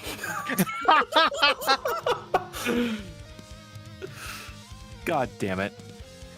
Just As play soon as Katawa this is exactly what I Shoujo. want. We can't pick Katawa Shoujo. Oh, damn it! That goes like 2 of my options. There. The ones we all know we can't. Oh wait, can't pick Fate Stay Night either. Okay, You can that was you a can given. you can put it on a rank, but we will not be we will not need to defend it. That's fine. All right, That's fair. Oh, no Danganronpa. Okay, that's fine. I'll be honest, I don't care Who for the Danganronpa. who the fuck keeps saying God damn it to no Danganronpa? Ryu. Well, you No. gotta understand, my visual novel experience is quite more limited than you think, okay? You're taking away all my options. I know, but I'm taking about also the ones that I've also played because I want to get new material. Okay, fine. Is it okay if I recommend 3 from the same developer? What are they? What's the developer at least? No Bread Studio.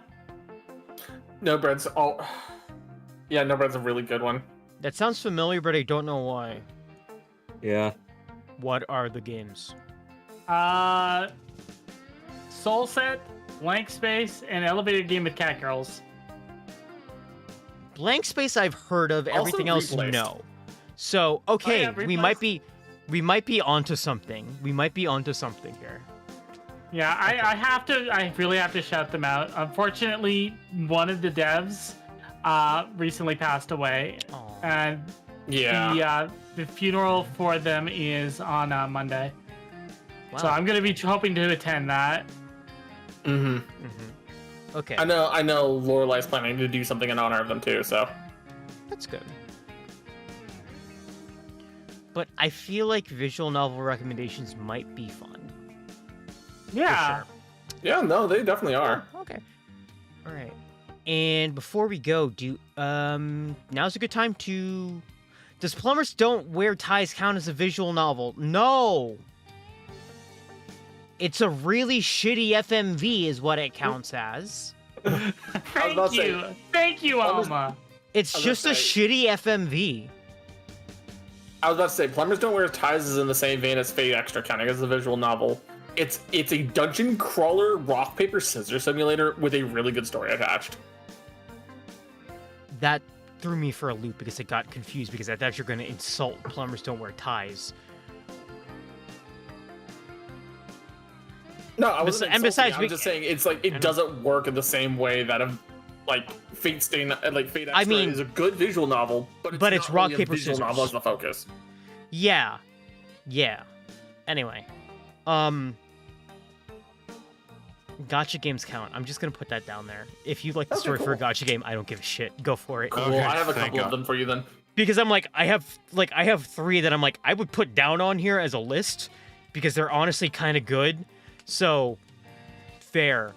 It's fair game. Anyway, before we head out, does anyone have anything to, promote yourselves? Floor is yours.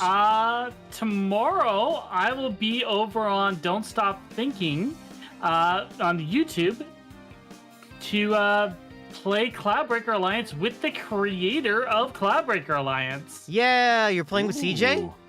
Yeah. Yeah, nice. Awesome. I would say Nice. on Saturday, Treasure Tales is having their DB NXT game, as well as on Sunday with Dimension Chasers. Ooh, Mhm. okay. Ryu, anything? Nothing planned at the moment. I might be doing a bit more retro stuff this weekend. We're probably going to be continuing some my playthrough of Zelda Twilight Princess. Weekends is usually like the chill time. Need to figure out another game to play in order to replace it afterwards, but I'll It's come almost up like with we that have soon. a whole bunch of recommendations that you haven't played suddenly. I know, Yeah, I know. right? And for me, if we go over to schedule, ta-da! I still have Finding Out Friday tomorrow, and Sunday I'm going to be playing Split Fiction with the one, the only Kimi Mara. We Kimi! are so obsessed with that game. We played it as like a test, just on like Tuesday, and we basically just almost got through like 2 chapters of it. Like we were playing chapter 1, and we're like, wait, what chapter are we at? We've been playing for a good amount of time, right? 1 hour. Oh shoot! Wasn't this supposed to be a test? Are we gonna like? Shouldn't we be saving ourselves for this on Sunday? And we were like, you know what? 1 more chapter, and then we leave, and then we go to bed. It was really good. So we're both super excited for it.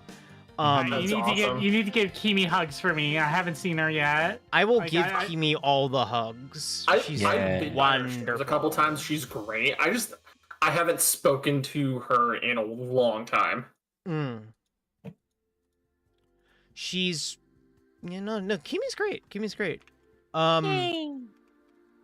Okay, now with all that said, and now we're winding down. Raids. Let's see who we can send you guys over to. I don't know how much longer they're going, but you could probably go to your fellow Final Fantasy 1 modded characters, Starcrossed. Ah, shit, they're playing Life is Strange. Wow, a visual novel.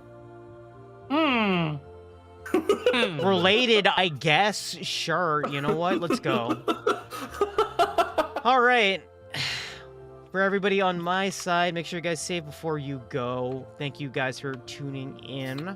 And I'll see you guys hopefully Friday and or Sunday. Bye now. Bye, everybody.